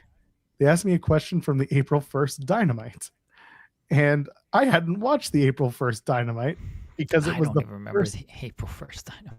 That was the one with MJF and Speedball in the title eliminator. Oh, okay, sure. But the thing was, I turned to the audience because we were both stumped, me and the other guy, and I turned to the audience. What was the question? Who was the third man in the trios match on Dynamite on April the 1st? The answer was Bandito. That was the missing person. Oh, okay. But I couldn't. Who was the third man in the trios match? Yeah, between all the they named who the teams were. But then I would easily got that one. I would know. You would have, because you watched the episode. I turned to the audience. I'm like, can I explain something real quick? And I turned. I'm like, hi, resident Jew. This man using excuses out here. I had to. It was April 1st, and it was the first night of Passover. I was at a Passover Seder. Did I watch Dynamite as normally as I would have? No. So anyway, I did not go far. I didn't win, but I had a really good time. So shout out to WrestleBrain. Check them out. They're on Twitch, and they do a lot of fun stuff. If you like what we do, you will almost certainly like what they do, because they take the piss out of every wrestling thing out there. They're big AEW fans, and they they like what they like. So highly recommend checking them out. It was really nice of them again to welcome me into their space for a live show that they did. It's good. A mystery. I heard them asking some questions. They seem like good dudes. So shout out to them. And they wanted to ask questions that were both up their alley and informative. So I do give them full marks for that. Not everyone wants to ask questions about procedure and policy and things that you shouldn't say on the internet, but everyone found a little niche to ask about. Some good, some not so fun. I went to Mystery Wrestling. I touched down on Saturday morning at 10 a.m., got to my hotel, begged them for my room. They said maybe at noon. So I went and had lunch. I slammed Jeremy. I slammed 3 pieces of pizza like this. I didn't even realize it was gone by the time I had eaten all 3 slices. And then I went back to the hotel and they're like, yeah, we got your room ready. Thank God. Went, got my stuff, went to Mystery. They put on a fantastic show, full house. I don't even think they were expecting it, but it happened. They had a really fun show. They had a lot of the stars from all over. Milkman and the Paperboy there. The Milkman one's not there. Paperboy, for jury's still out. May have been part of it, but either way, it was just a great show. Kenta ended up doing the main event with Stu Grayson. Excuse me. Something in the air is killing me. I think it's allergy season. Anyway, Kenta did the Stu Grayson did the Kenta match after it was supposed to be Kenta versus the Invisible Man. Stu Grayson beat the shit out of the Invisible Man. We don't know what that means for WrestleMania week. Maybe we got to ask Joey. We got to ask him about this stuff. Yeah. But there was just a really fun atmosphere there. Everyone's into Mystery because it's so stupidly easy to do a show like this, and they find a way to make it fun every single time. Chris is asking, was Tim Burr there? No. First of all, he's injured. How dare you? But also, they had a tag team that actually did they win? Yeah, they won. They were called the Hammer Brothers or the Slammer Brothers, something like that. And it was Hammer. One dude who was a normal guy. They're in construction gear. One dude's like normal size. The other dude he's just a big boy. He's very large. I was almost concerned for the Hammer Brothers. Thank you. I was concerned. I was just concerned for him walking upstairs to the ring and things like that. Not a problem. They had a great match. There was a 4-way. Thank you guys. Everyone's telling me about Sledge and Jack. They took on the team of Sinner and Saint, so they were not in Cleveland. They were just tweeting about not being in Cleveland. So Sinner and Saint were in the match. Hammer Bros were in the match. The Rogues, who I had not seen yet, they were a really fun tag team, younger guys. And the Singh Bros, the Bollywood boys, they were there, which made me smile a little bit because they're entertaining. I really enjoyed it. Yes. So I was confused. Speedball at one point runs out from commentary, goes over and asks which guy is which in the tag team so that he could get it right.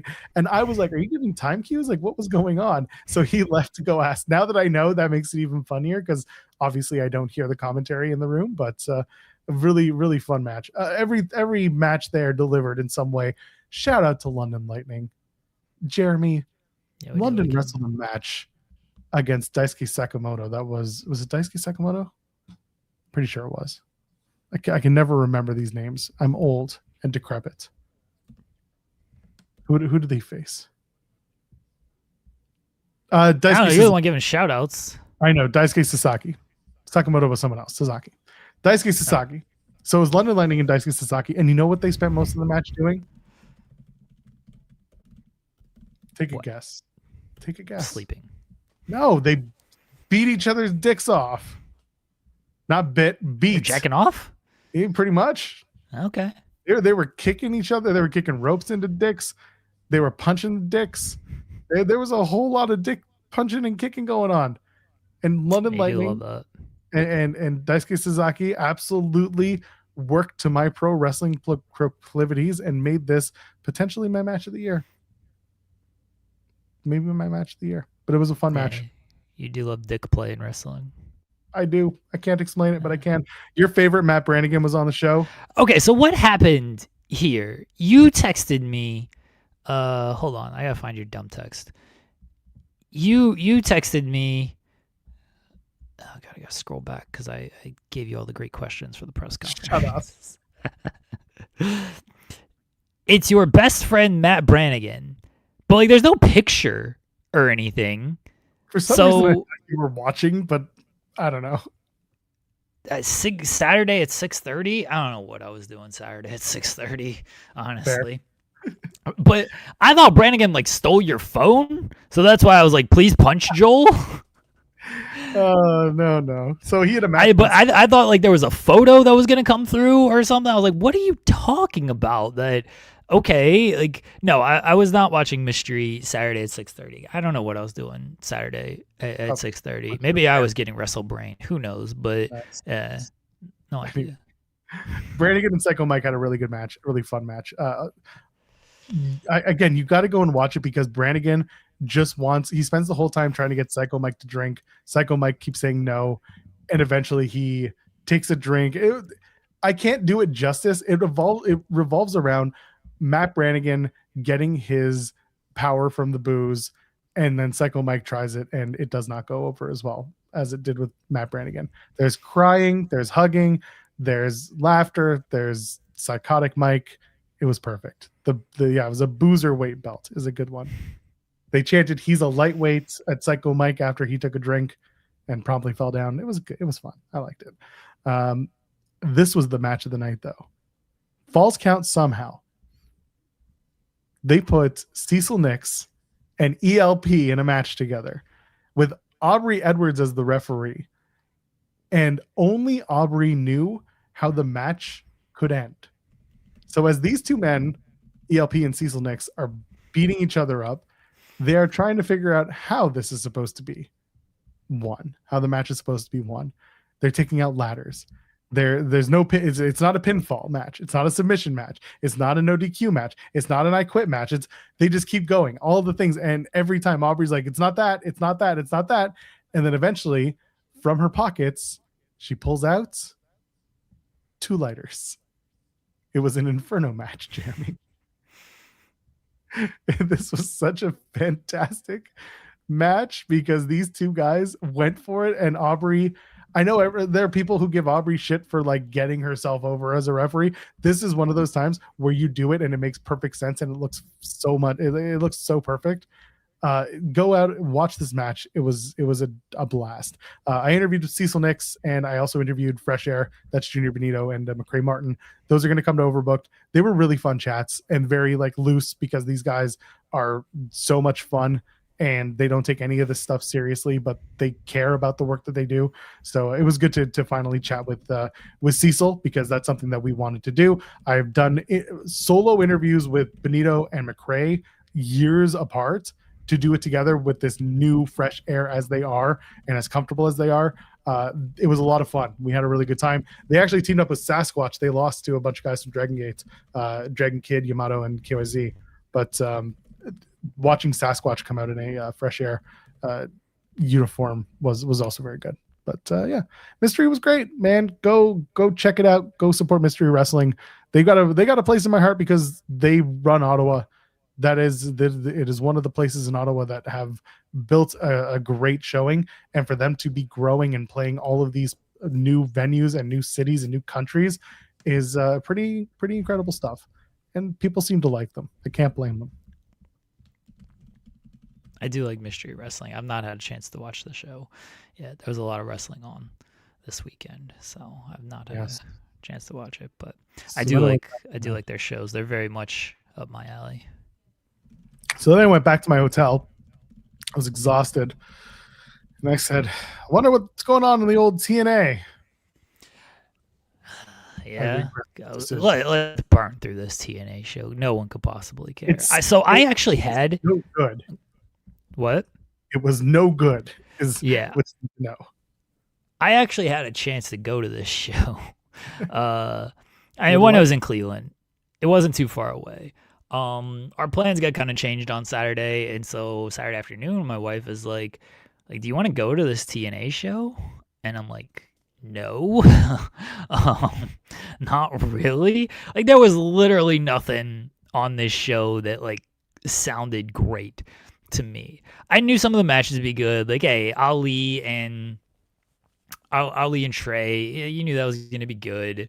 Leon and Cedric, you knew that was going to be good, but I was like, no, not really. Like, there's not much on this show, and she didn't really care to go because Macklin wasn't going to be on the show. So he's like, is Macklin going to be on the show? I was like, I don't think so. And then I had a conversation with Steve before the show, not even asking if he was going to be there. I was like, hey, Ospreay put you over in an interview. And he was like, oh, cool. And that was a very funny interview because Ospreay is like, fuck you, fuck TNA, fuck Carlos Silva, fuck their policies. Steve Macklin, he kills it. He's sick. I love him. Fuck Total Nonstop Action. Check out Boots to Boots today. That's the podcast that Macklin and Deanna do. They talk about the injury, the incident, and all that. So it was really good listen. It's only about a 25-30 minute podcast, but I do highly recommend it. It's very good stuff. I got to go through that. Shout out to Steve. He actually sent me that early, and then I was so busy yesterday I did not get a chance to listen to it early, unfortunately. But yeah, so I could have gone to the TNA show. My wife was willing to go, and like, yeah, let's go. I was like, yeah, let's not go to this. And then by the end of it, she was like, yeah, I'm glad we didn't go to this. She was mostly mad at the Hardys losing. She's like, if I go to a show in 2026, I do not want to see the Hardys lose. Like, you know, she's nostalgia brain on that stuff. And look, the Hardys are still our most popular act. Let's be honest about things. They still get the biggest reaction. She's like, yeah, I don't want to go see the Hardys lose off of this. So I get that. The show existed. I did like the knockout 6-woman match. Like, it was very goofy and up my alley, so I did like that match. It was the only like good quote unquote match on the card. It was so bad it's good type of moment. Like, it wasn't it was. I think I heard a clip with Brian Alvarez being like, it's the most wrestling match you can think of. He said like, if aliens came to Earth and they wanted to know what this wrestling thing was all about, this is the match you would show them. Not Okada and Kenny, nothing like that. It would be the most carny thing you can think of, and it was this match. And you know what? It rolled. It was fun.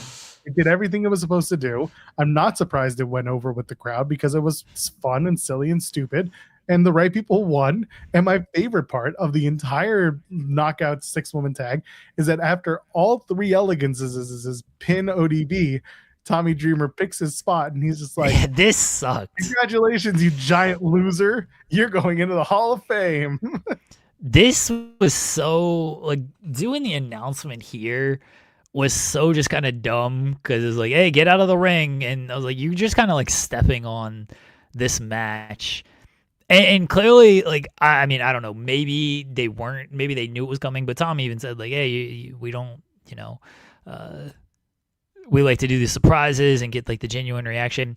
But like, all 6 women are still in the ring, and like, Mickey and Taryn are still like trying to fight the Elegance brand and stuff, and they gotta like be like pulled away. I was like, this is just kind of a mess right now. Like, you couldn't wait until like the Elegance leaves and then tell the ref like, hey, tell the ref to tell the baby faces like, hey, stay in the ring, like, like kind of soak in this moment, because who knows if you're gonna be back. And then Tommy and Carlos can come out. Like, you came out like while all 6 competitors were still in the ring. Like, it looked so bad.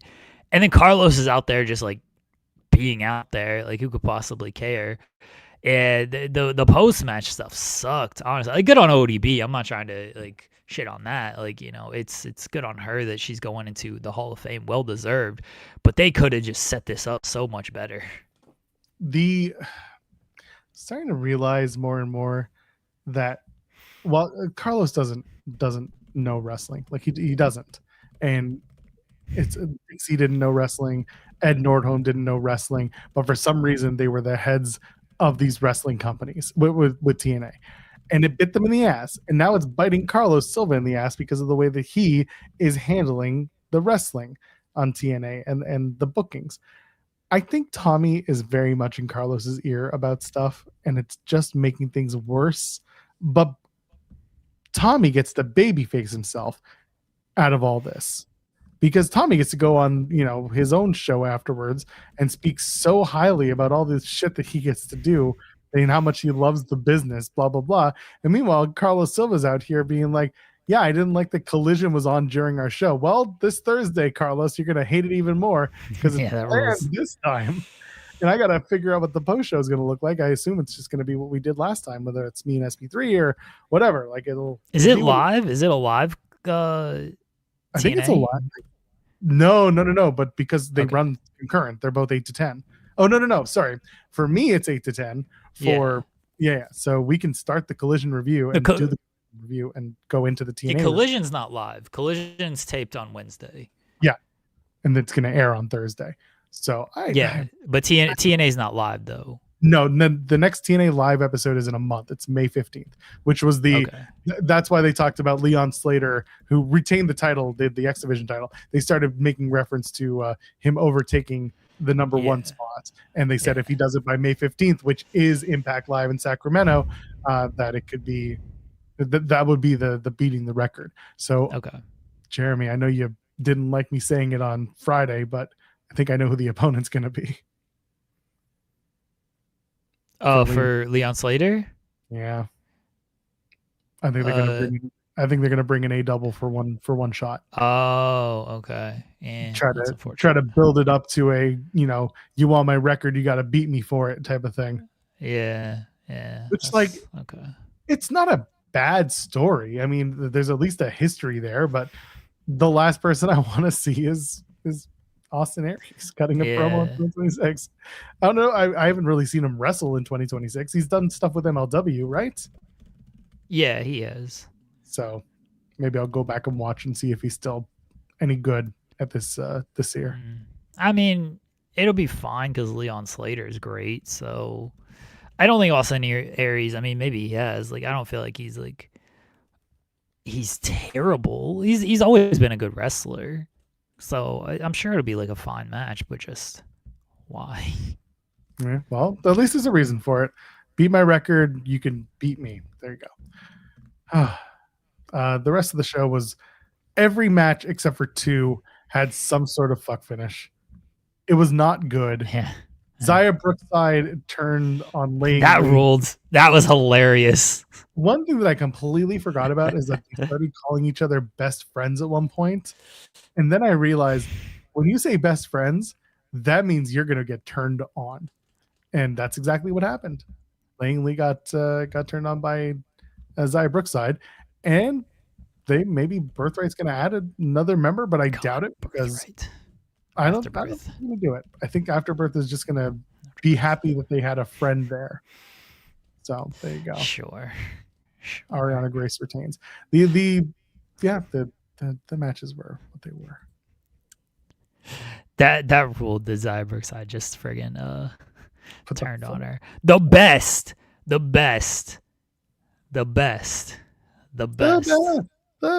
was doing Ortiz. Remember Ortiz?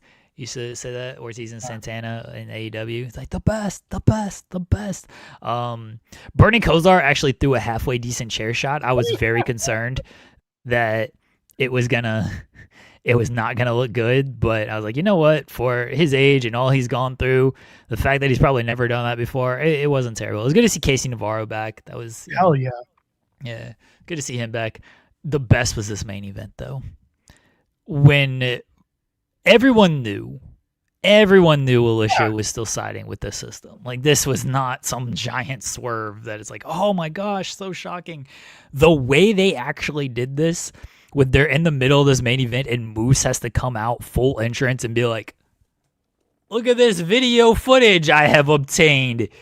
So trash, but so awesome at the same time. Like, you couldn't have figured out a better way. My wife, like, she was half paying attention to this show. She's like, I thought that was the beginning of the match. Like, why would you do that in the middle of the match? Because, like, the match ends shortly after that. And she's like, oh, the match is over? I was like, yeah. She's like, didn't it just start? I was like, no.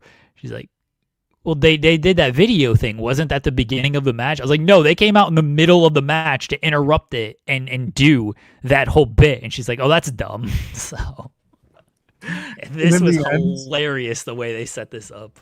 And in the end, Santana retained.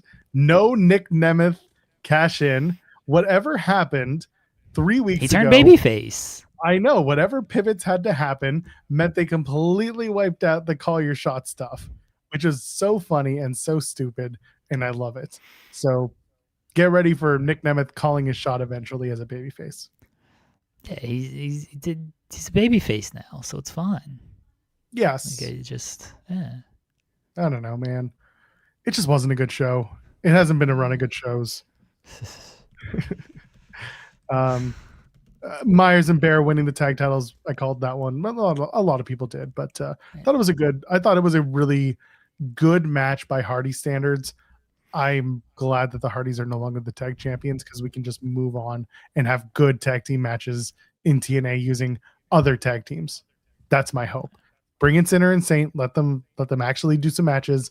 Start making use of some of the talent. You got BD and Rich Swann. Start putting them together again. Start doing something. They're not. I know. I'm throwing this out there that I'd like to see it. I doubt that I will. Well, they had BDE lose to Ryan Nemeth. Come on, brother, what are we doing? Twice. What are we doing? Are they building like this whole BDE is just a big old loser, and then eventually he gets that one big victory that they think is going to turn him into Maven? Sure. Nah, it sucks. It sucks. If you heard good things about Rebellion, I don't know where you're reading from. EC3 is back. Trouble.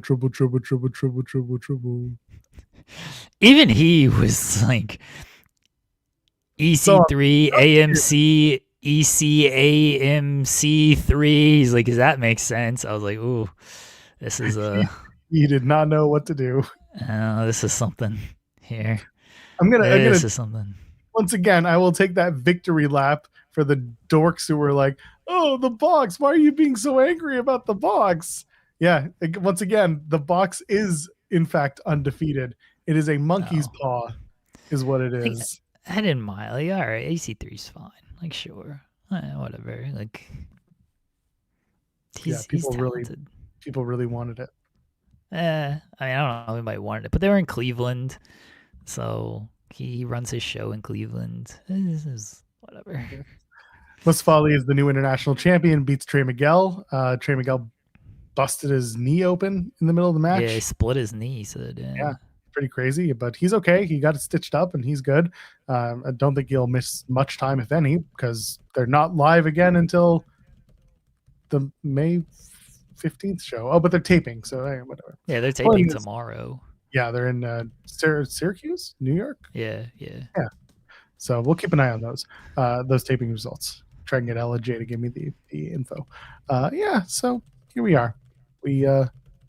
Rebellion was a show. I don't recommend it. If I do recommend you something, watch the opening with Leon Slater and Cedric Alexander. And if you want a good laugh, the 6-woman knockouts tag, 100%. Those two matches, you can't go wrong with those two. And then you'll enjoy the TNA show. That's it. Yeah, sure. SmackDown. Real quickly, I mean, who gives a fuck about SmackDown outside the greatest segment of all time? Yeah, that's what it is. Yeah, I honestly don't remember what else happened on this show. I'm sure stuff happened. Nah. I think we should watch this. Is it the Liv Morgan thing? Yeah. Okay. I think we should watch this. All right? Everyone pull up this Liv Morgan video. I think it's on WWE's YouTube. It's called Trouble. So, tribute to EC3, obviously. It's only 2 minutes. It's 2.5 minutes here. All right. We're going to watch this. We're going to live react to this video if my YouTube would actually freaking work, which, God forbid. Okay. Can you guys hear this if I play it? Can you hear that? No. Good. I don't hear anything. Okay. Okay. All right. We're gonna press play on 3. This is what we're gonna do here. All right. When you get to 3, or was it 1, 2, 3, press play? 1, 2, 3, play. Okay. You play on play. All right. Everyone get ready. Load up the video. Hurry up. And here we go, folks. 1, 2, 3, play. All right. So she's walking with these boots in a bag. Oh, it's her theme right now. Oh yeah. Trouble. This is like a remix of her theme. Oh my gosh. It's gasoline and she's letting a car on fire.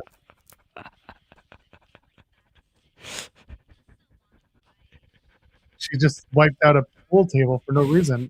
Got a tattoo.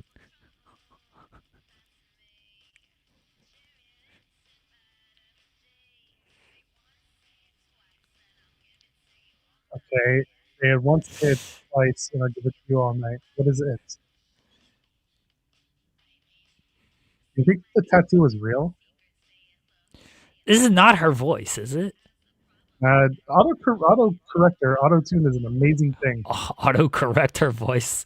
That's what you do. They put so many effects on this. Who is she she's fighting? Fighting. Yeah, she's in a scrap right now. What is this fight? She got beat up. This is strange at best. Oh. And the thought you shouldn't finish. And the sin you can't confess. If I didn't have to make it through this video, I would have turned it off like a minute and a half ago. I mean, yes, this is not good. What? I make bad decisions and I still want to fight.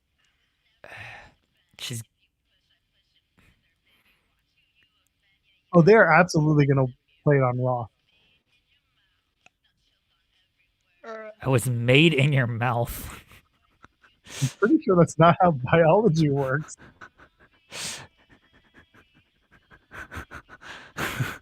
Oh, I think this will be part of her entrance at Mania. Absolutely. Oh, God. Yeah. Live performance? God. Yeah. Oh, God. I think Def Rebel had a part in this, Jose. Harry Lips and bad energy? Yes. I'm with bad advice. Well, it's over. Thank God. Of all the music videos that have existed, that is one of them. Boy, Jeremy cringing in real time is pop. I don't know what my facial expressions were like. I don't think they were good though. Oh, ooh. Liv Morgan, Joel Pearl, Feifel in the weeds. What were you thinking? Oh man. I hope she had fun. It looks like she had fun. I don't know. Has music just like passed me by? Like, am I just like, is this not for me? Like, no, it's the children. As Ryan says, like this video is for the gooners and gays. Like, that makes sense to me. I could see if I was a gooner or gay, be like, yeah, I love this. Let me mute it, but I love this. Listen, I love Taryn. You're gonna see Taryn posting this thing every single day for the next 3 years. Shout out to Taryn. It's okay. You can be Liv's #1 fan and admit when things aren't good, which she does. Whew, that was a choice. And yeah, that was tough. That was tough. That was painful. You know what wasn't painful? Pat McAfee. Oh, hell yeah. Let's go. Pat McAfee, first of all, the man did it for us. He came through and he did exactly what we knew he would do. And that is tell us how much WrestleMania build sucks and how there's not enough tickets sold and how you need to be here for Randy Orton and get your 25% off until the end of tonight for WrestleMania tickets. And we're sitting there like, he did the thing. So before McAfee comes to the ring, yes, he gets into a backstage confrontation with Jelly Roll. And Jelly Roll is so upset. He's like, you told Randy Orton to attack me? What are you doing, Pat?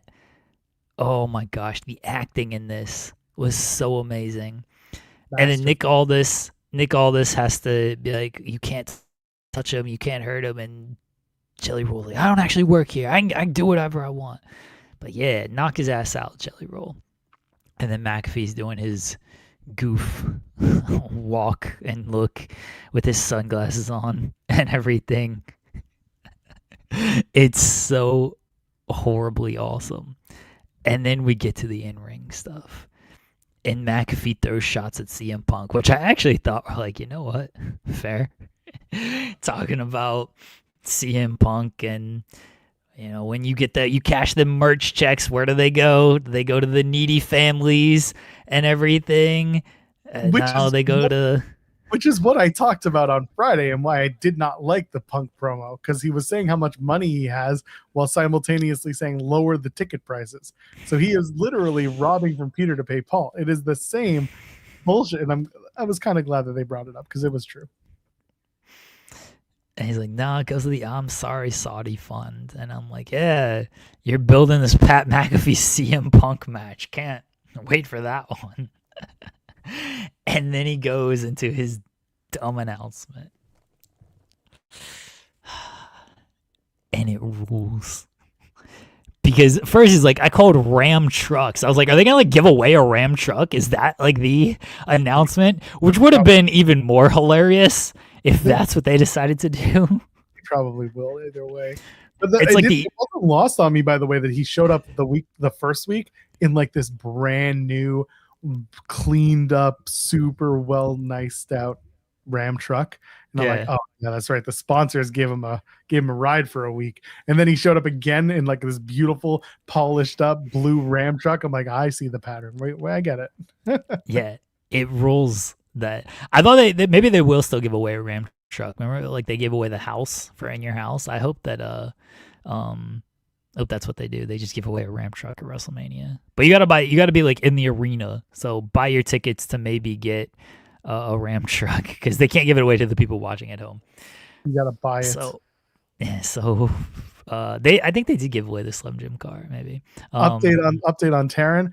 Oh my God, what a whole bunch of letters. Yes. So it has begun. I Again, respect it. shout out to Taryn. I respect it. It's just very funny to be able to do this here.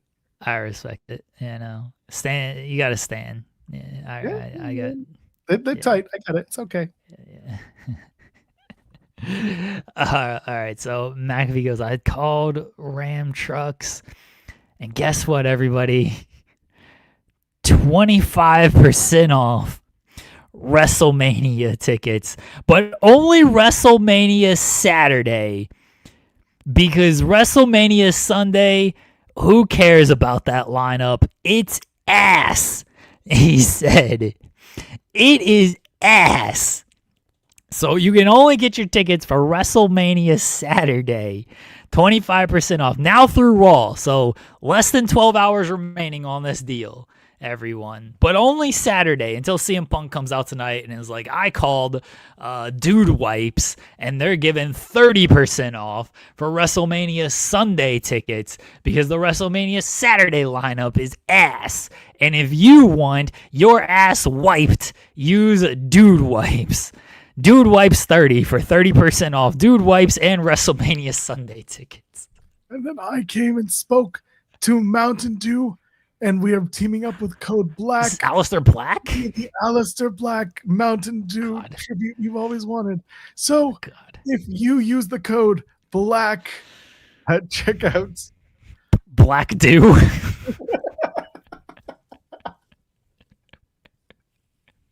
You get 70% off.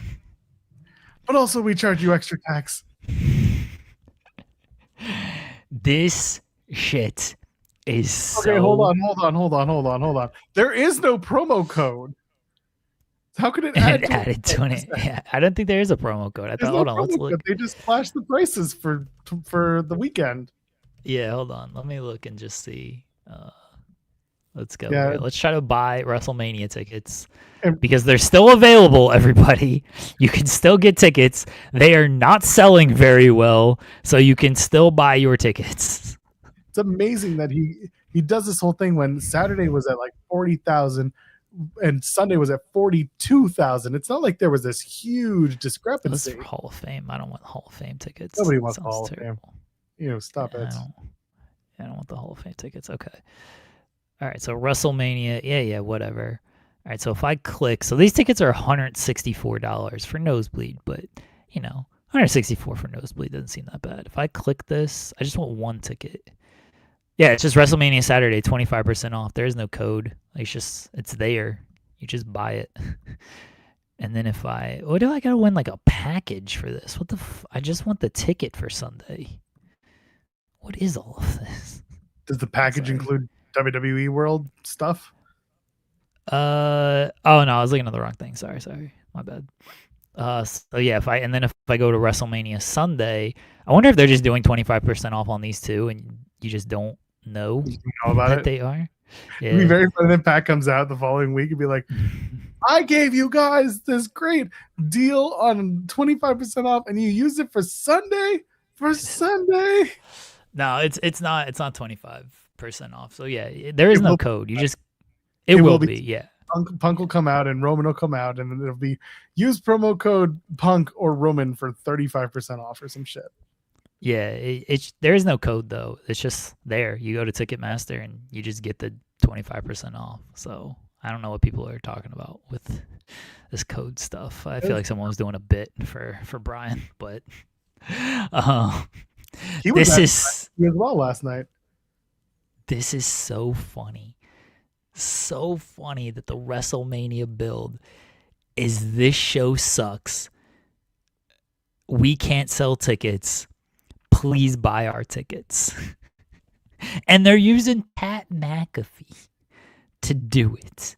Who in their right mind thinks this is like a smart idea? I guess it's Ari Emanuel. I'm going to say his name's Ari and ends with Emmanuel. But okay, let's say by way like Ari says, hey, like we need to insert Pat McAfee into this feud. Like, all right, look, should, as Cody said in a podcast, like somebody in his orbit should probably say no.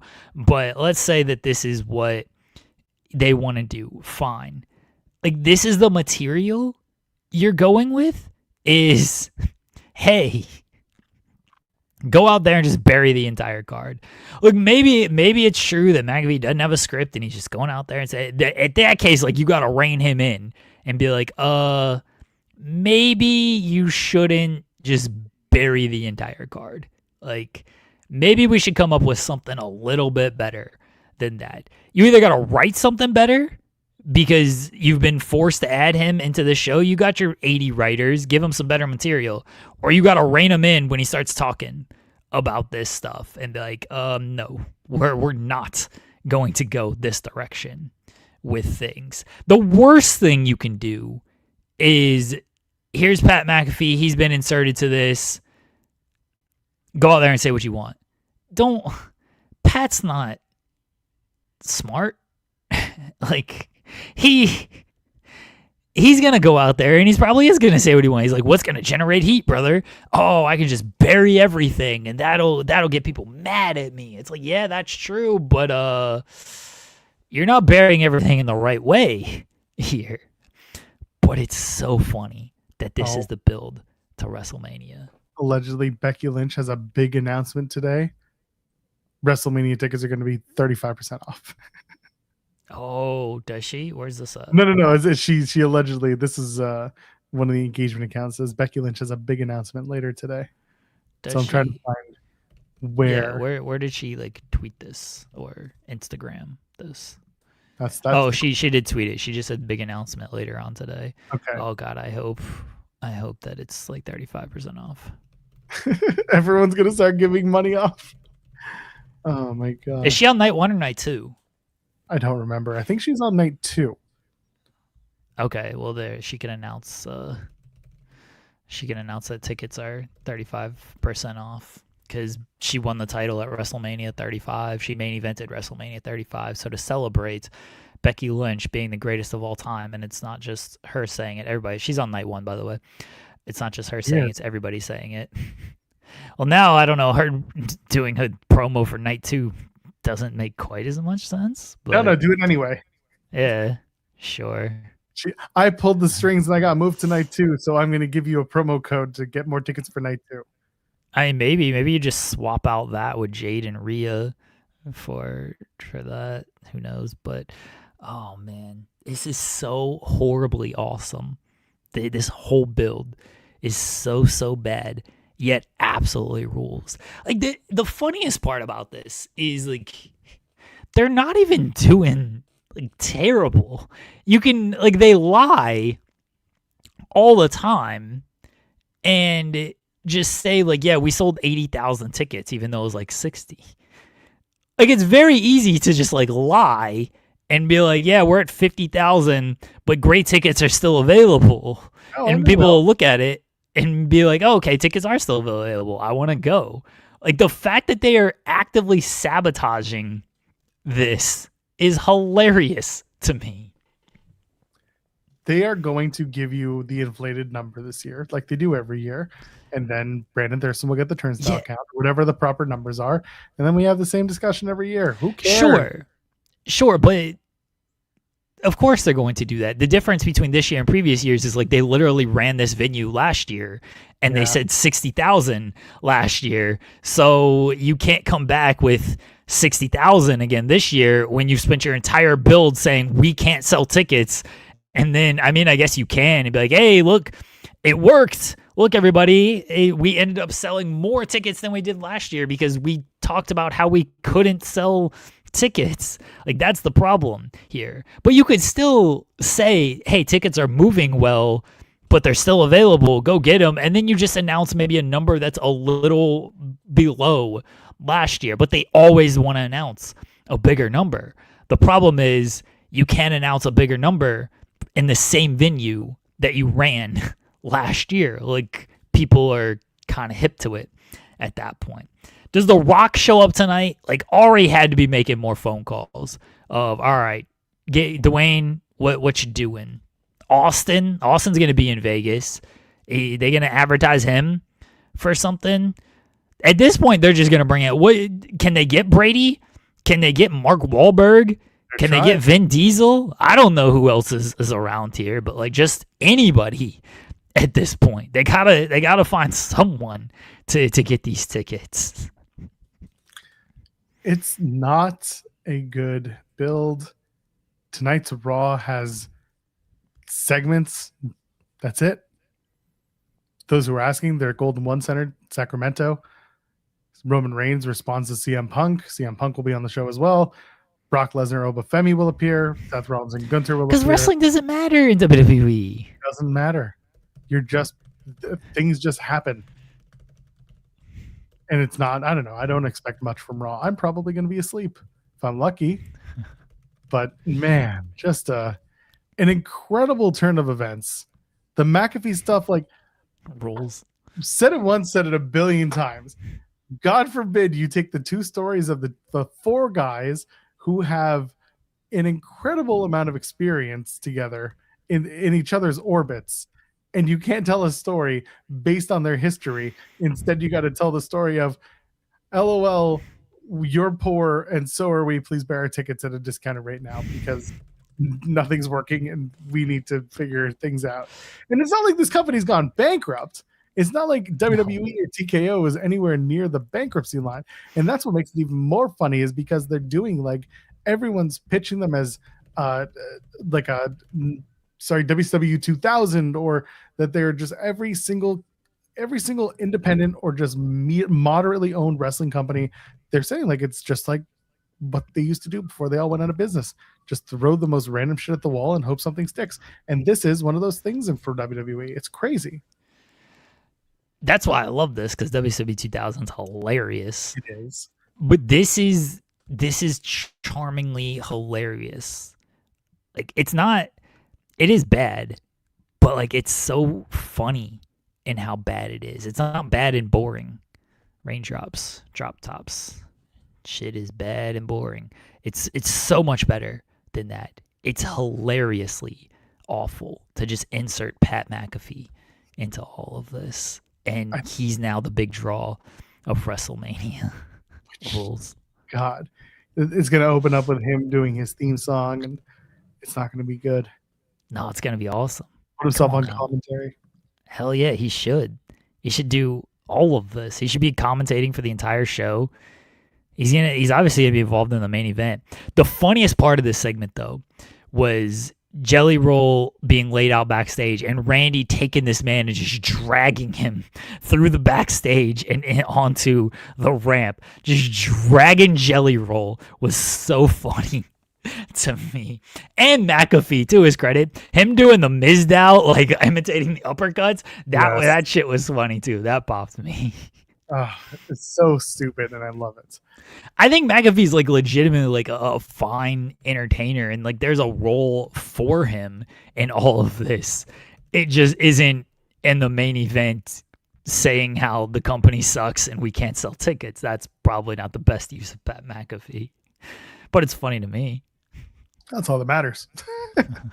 Well, that's going to be Raw tonight, of those three things I mentioned, and I'm sure everyone else who's involved with WrestleMania will be around somehow. Will we get that third women's match? We'll find out. Is it third, fourth, fifth, whatever? The new one. We'll find out. Is there anything else that we need to get through? The best show of the weekend. Oh, yes. Was the AAA show. I heard. Undertaker might be the booker of the year. Which, like, that shouldn't be a line that anyone says in 2020 ever. I don't get it. Like, legitimately, this brawl between the not just the brawl, because the brawl was great. Like, you watch these watered down WWE brawls where the security has to get involved and they're throwing these half-assed punches and everything. Like, they do it every show at this point. So to see like this one where looked like they were throwing shoot punches and shoot suplexes and like actually diving over each other and stuff. Like this felt like a real brawl, but the whole setup to it with OG Americano attacking the comedian and then cornering if you know Kaiser's girlfriend and everything like this. Kaiser's jump, like going after the OG American, like he completely overshot, but it looked awesome. This was some really good shit right here. You wouldn't know that these are like the two biggest stars in Mexico if you watch Raw, because the stuff they do on Raw kind of sucks. But man, in AAA and in Mexico, this is by far the biggest match they can do. Like I don't want this to be a WrestleMania match, and it doesn't look like it is going to be a WrestleMania match. It looks like it's going to be on the AAA show as it should be, because if it was at WrestleMania, like the crowd wouldn't care at all about this. This has got to be a match in Mexico. Like this was really good stuff. With this brawl, this was actually good. This was like an actually really good stuff. This was not this was so bad it's good. This was it was entertaining. It was very good. It was also really good. Yeah, entertainingly good. Now I like the AAA shows because they're for the most part like an hour long. They like some stuff happens. You get some good matches on there. Any wrestling show that's like an hour long is always gonna hit with me well, and then it's like if it's actually good, it's much better. And like they're building stuff there. They've done a great job with the Americano stuff. Again, Kaiser's like the biggest star in Mexico, it feels like. I don't know if he actually is, because I mean it's probably still Mystico. But as far as the AAA world, he is. So like they're doing good stuff with that. So yeah, Undertaker is the Booker of the year. And I have a theory, but that it's because Undertaker, he had to survive some shit, right? Like Triple H came in and he was part of the clique and he was clearly tabbed as a guy, and then he got all the titles and he held them forever and stuff. And Shawn came in and like Shawn was just naturally a great wrestler and like gifted and got all this stuff.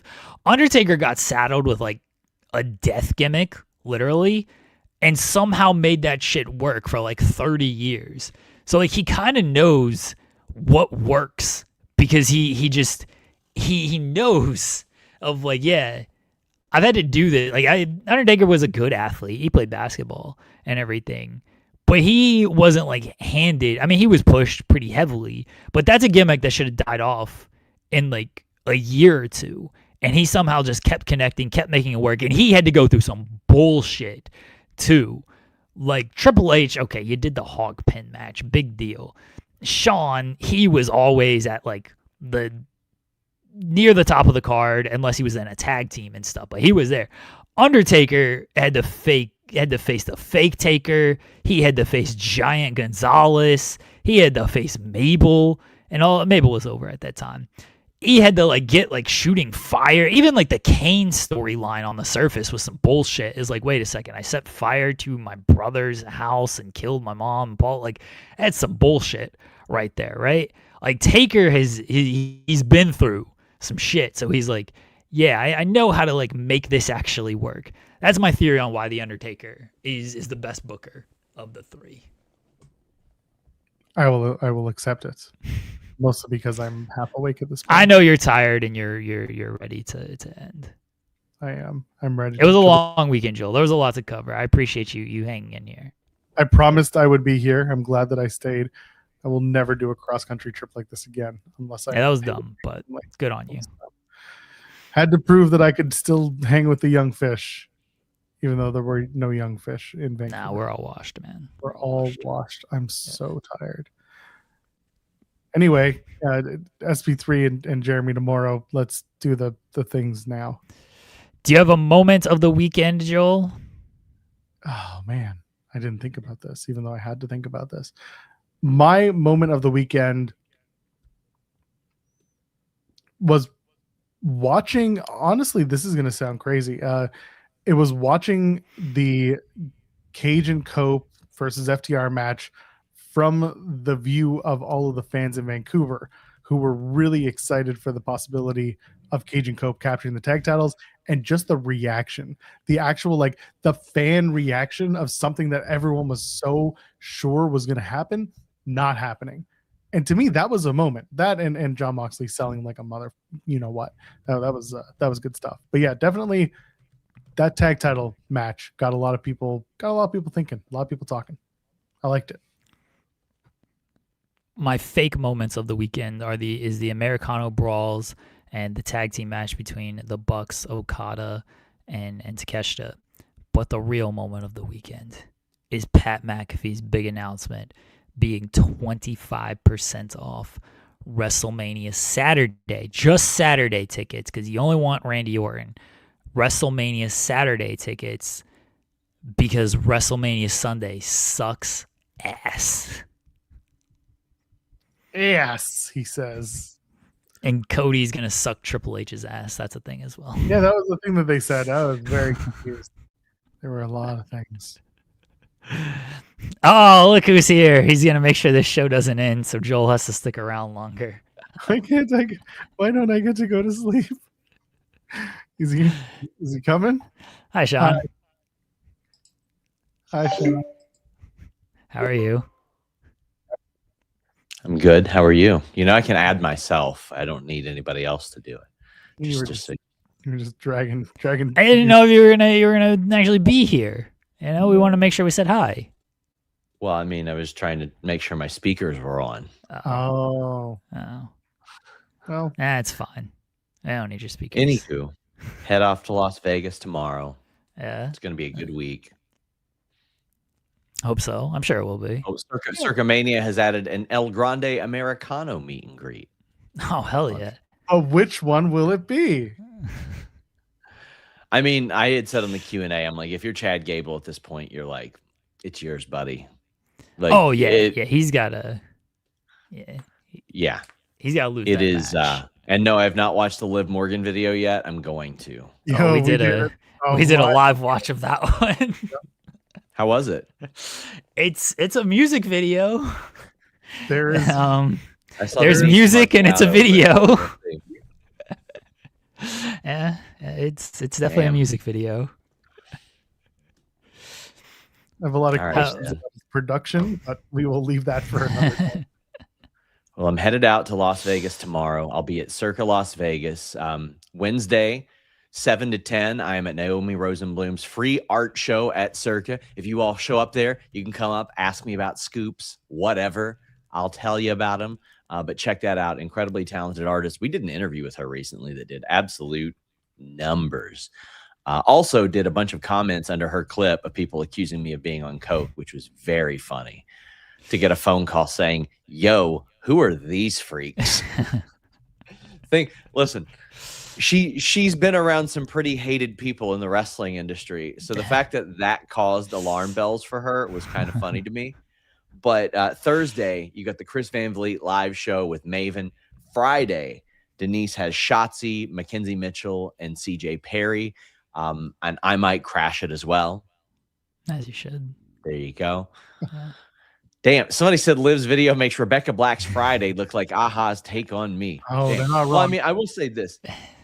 Rebecca Black has since been like embraced by the music community since she's a DJ now. Like she did the Boiler Room set, I think it was, and it went really well. But yeah, just want to be clear. I am out of the office from Tuesday to Monday. So anybody that tweets anything is not my responsibility. I just want to make that clear. If WrestleVotes gets on here Thursday and reports something, I'm not writing the article. I'm not posting the article. I'm not posting the graphic. Any of that stuff. I don't have to do that again. Probably. You should hit up Luis. I'd mentioned it like a week ago, but I'll make Luis. I'll act like I've never heard this before, and so if it doesn't happen, it's not my fault.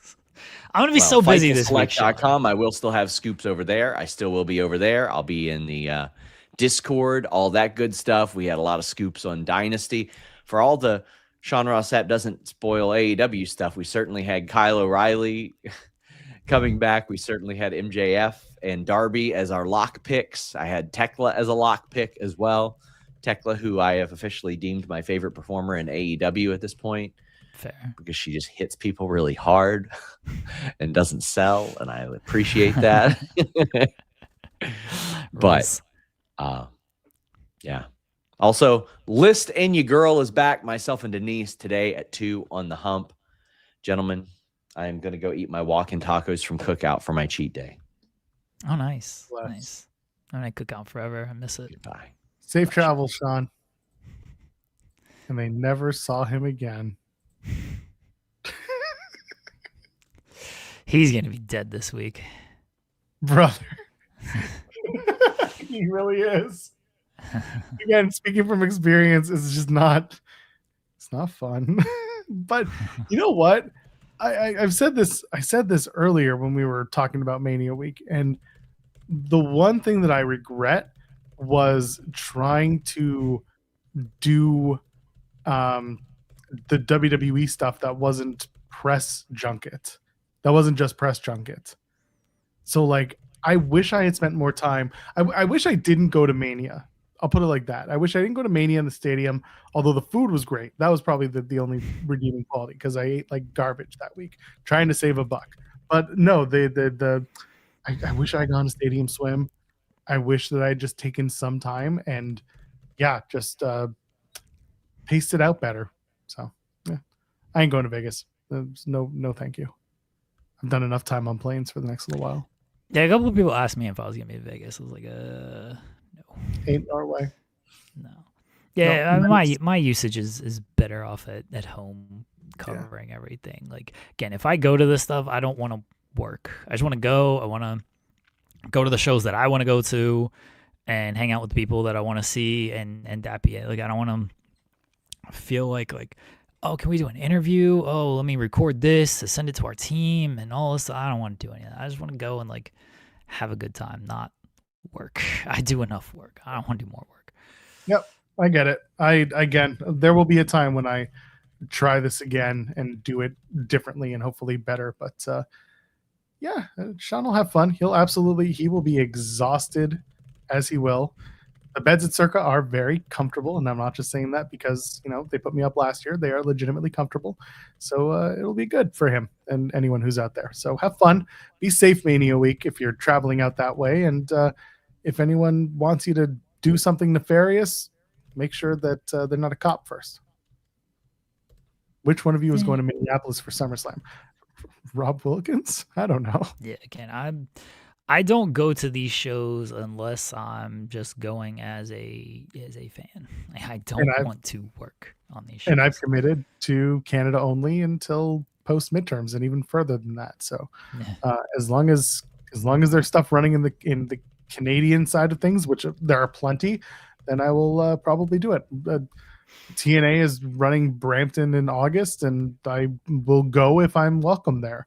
Otherwise, I'll do Canada stuff. That's why I went to Vancouver, is because it was just something different, and it was an opportunity that doesn't always come up to do a pay-per-view and cover that. And it was worthwhile in a lot of ways. But again, I am dead, so there you go.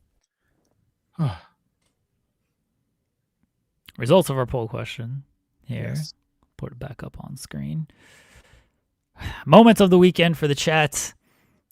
65% said AEW Dynasty because our chat is very AEW centric. 13% said Carlos Silva being booed. That should have been higher. 9% said Pat McAfee says WrestleMania sucks. That should have been much higher. Now it's down to 8%. And 13% said Joel asks good questions. That should have been higher too. Well, I'm glad that I asked good questions, and I appreciate that Jeremy and we get to collaborate and make it worthwhile, because otherwise, like, I know that not everyone has access to a newsroom when they're doing this stuff, or like as committed people there, but I wish more people did, so that they could collaborate with more people with the questioning for their outlets. Everyone should just ask me what they should ask, and I'll give everyone good questions. That's totally fair. We got a couple super chats to get through. Mike Blondin, a good friend of mine back from Montreal. I'll see you soon. Maybe summertime. I'll see you soon, Mike. Saying Sens suck, have versus Ducks in the final. Hi, Joel. Hi, Mike. The Sens are in the playoffs. They've clinched. The Ducks also going to be in the playoffs. I'm excited. My hopes are Are not they? high. Are they clinch? The Ducks? I don't think the Ducks Yeah. have clinched, but they are almost certainly in. They might face the Avs in the first round. Well, like I said, my options are not my options. My feelings are low. My expectations are low. But we'll see. I hope we get the Kings.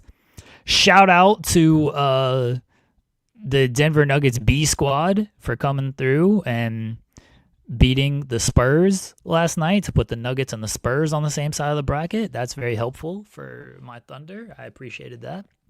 I was watching that game instead of Dynasty. I actually didn't watch Dynasty at all, but I can tell you all about Jonas Valanciunas dominating and then getting pulled with 6 minutes to go because Denver was trying to throw the game, but then De'Aaron Fox couldn't hit a three at the very end. But yeah, playoffs start this weekend. Ducks are very close to clinching. They are Okay. third in the Pacific. Yeah. And yeah, I'm just waiting for them to win that last game. Okay. Yeah, I think they'll get in. I just don't know who they're gonna play. I'm hoping we land with the Kings. I don't think the Kings are that great. They got like 5 regulation wins all season. So like all their point total is because they just lost in overtime on all these games.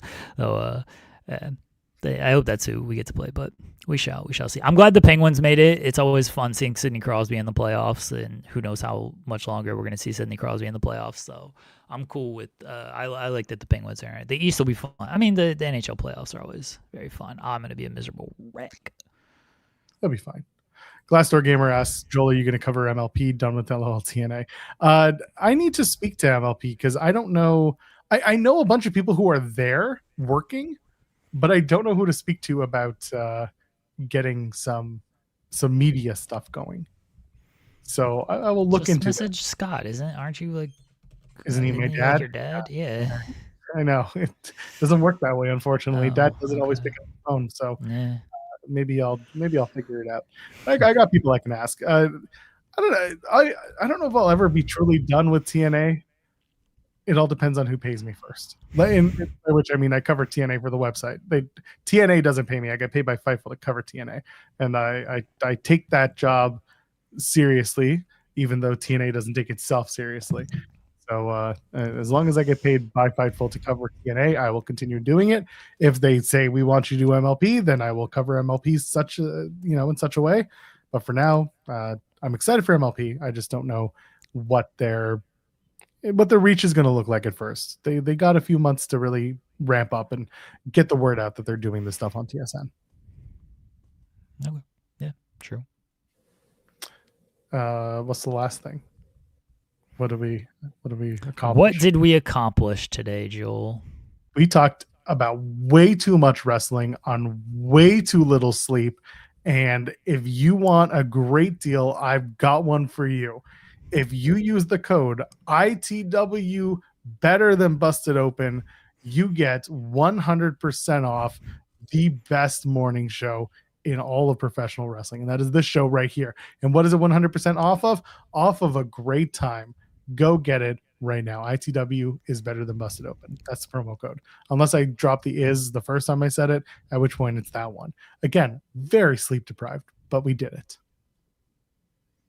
I think the biggest thing we accomplished today is that we've made it through day one. Not really, because it's only noon and there's a lot to still get through, but we've made it through day one. Come back tomorrow for day 2. Pat McAfee has the WWE title on his show, so I guess he's going to be the WWE champion at WrestleMania Backlash. Get ready, folks. Get ready. True. Who could possibly care? Tomorrow it's Jeremy and SB3. Will I be asleep? Who knows? I'll probably be awake and moving, but yeah. Jeremy, anything else to plug? Hoops talk tomorrow, hopefully. I mean, Raw will be fine. We'll have stuff to talk about, but Hoops talk tomorrow because I gotta palate cleanse some wrestling after this weekend. I gotta get Hoops ready. Cares about wrestling. Yeah, enjoy that. I'm gonna go take a nap. Make a thumbnail. Oh no, I'm not. Like I got a photo, but I'll get to it. For Jeremy Lambert, you know who I am. You know who he is because he just screamed it. Ladies and gentlemen, friends behind the binary. Leave a thumbs out on the way. Thumbs up on the way out. I'm going to bed. See you in the next one. Cheers.